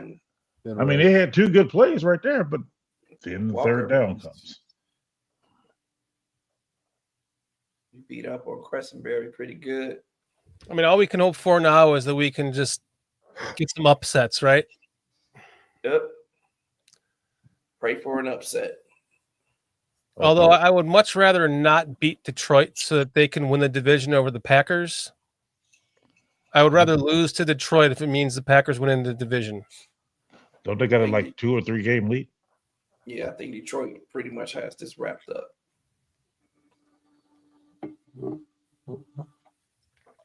I think they're only up. Detroit's got one loss. Why do you have a safety on the wide receiver? Maybe I'm confused. Where yeah, That doesn't make sense to me at all.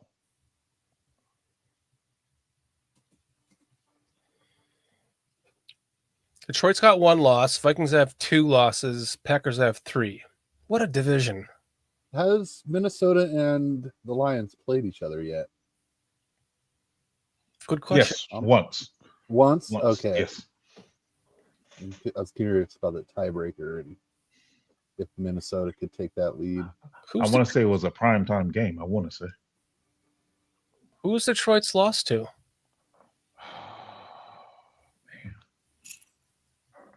Anyone know? Anyone in chat? I want to say an AFC team.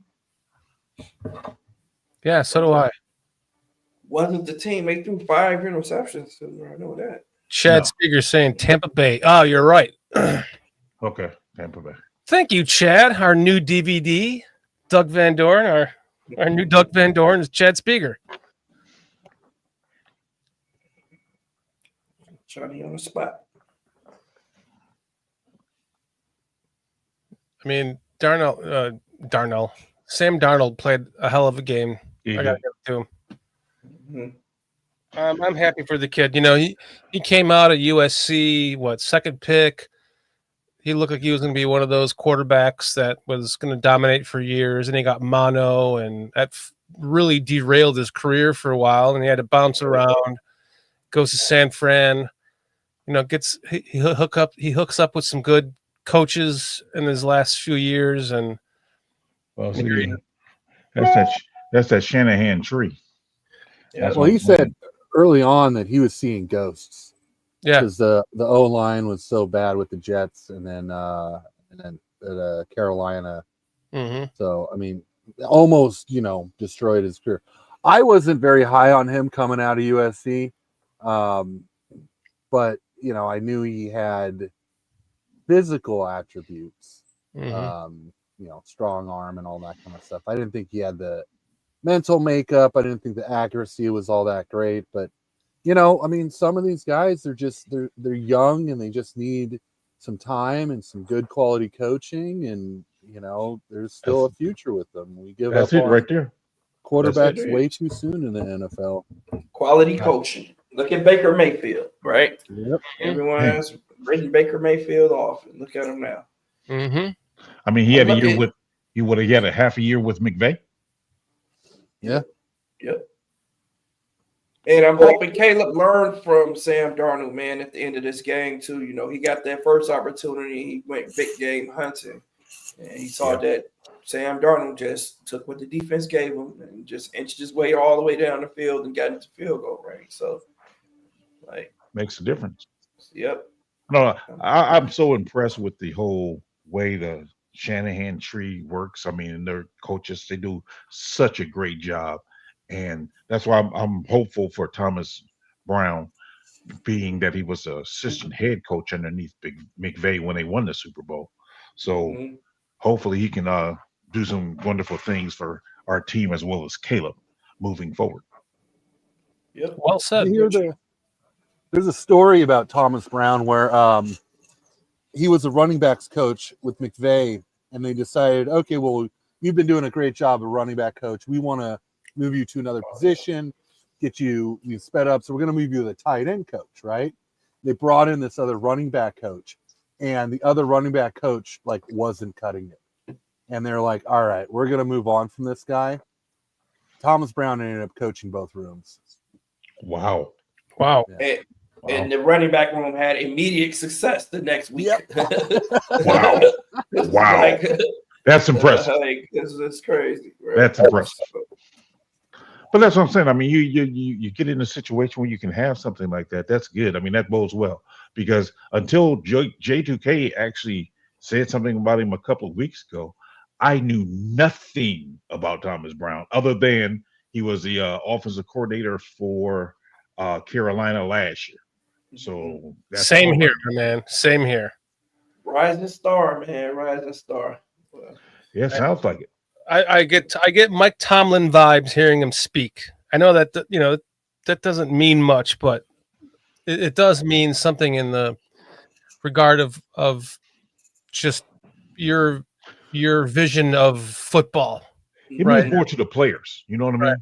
Because that's what the players need. I mean, the players need somebody who's going to be vocal and a rah-rah guy, and somebody who you want to follow through a brick wall, as opposed to someone who's telling you and talking in a monitor, guys, we got to do better.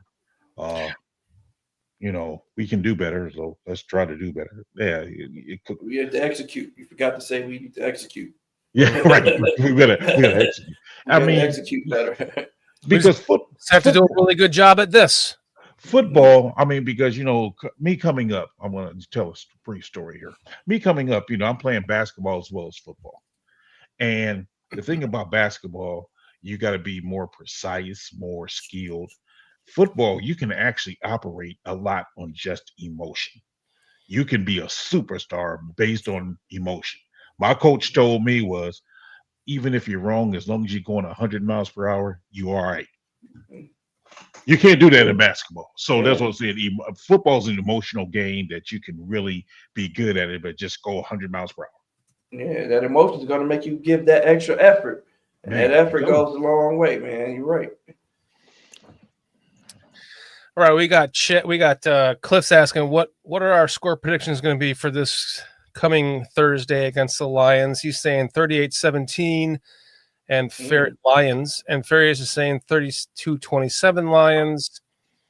We'll just go around the horn really quick before we end this. This has been a great all 22 with you guys, man. Oh yeah, I enjoyed doing this with you guys. It's a lot more fun having to be able to draw on the screen too. That makes it a lot of fun. All right, going around screen.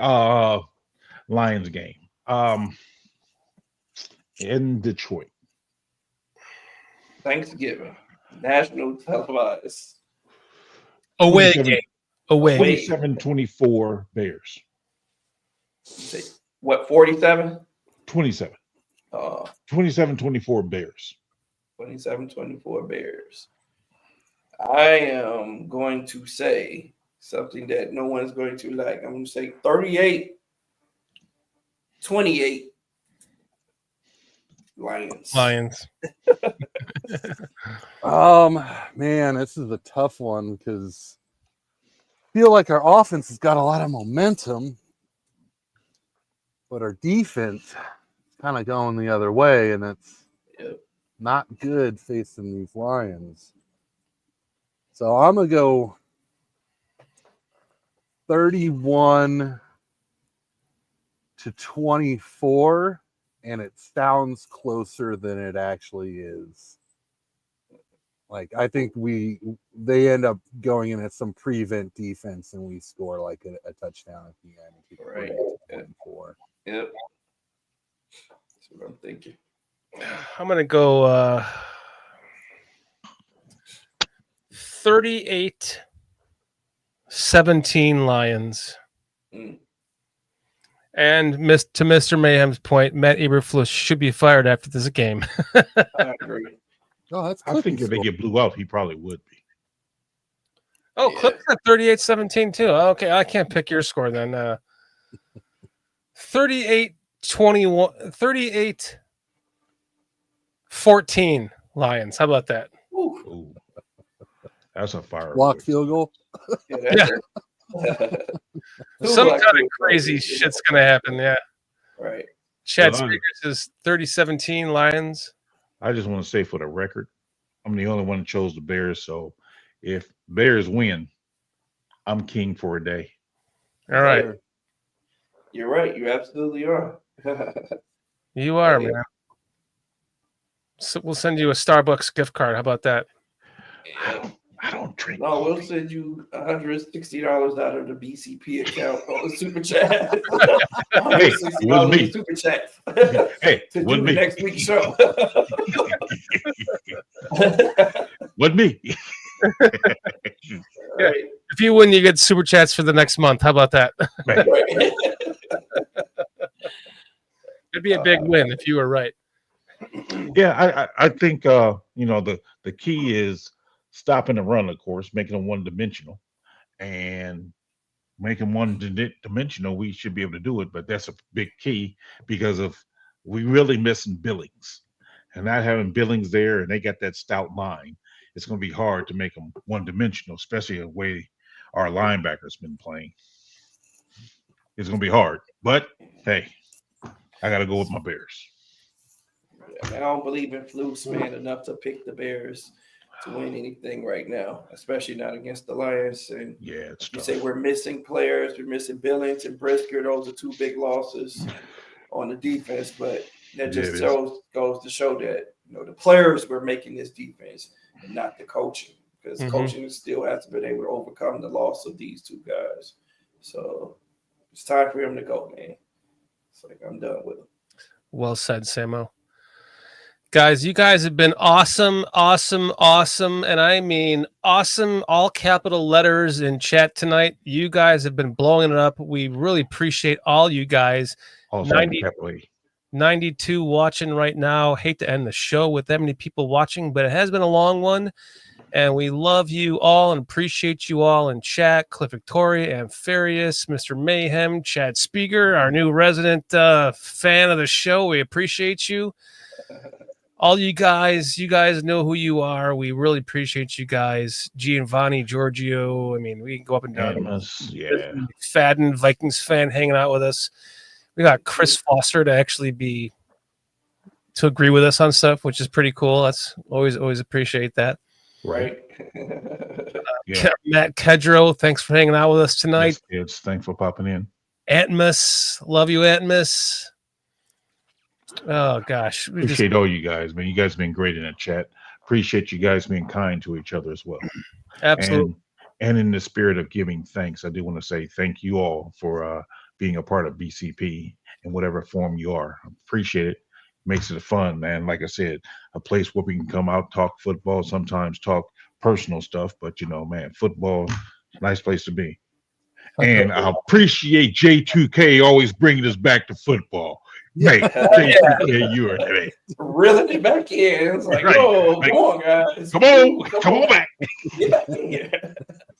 Stay in the boat. Get in the boat. I know. Sometimes I was sitting there like, come on, J2K, pull us out of this. Oh, good job. All right. Oh, Hector's got the Bears winning too. Uh-oh. I'm not the only one. I can't be seen for the day. Also, Hector, thank you for your $5 super chat. We really appreciate that. More than you know. Thank you so much. Happy Thanksgiving to everyone here and all your families in chat. We love you and appreciate you for the millionth time. We wouldn't be able to do this without you. You are what makes us go around. This community that we have built here on BCP is special, and you guys are all what makes it special. So thank you guys. Parting words? Hit the like button on the way out. And the subscribe button on the way out. And the share, set your notifications. And go ahead and make sure you share this video and tell all your friends. We're here every Monday normally we're going to do this on Tuesdays, right?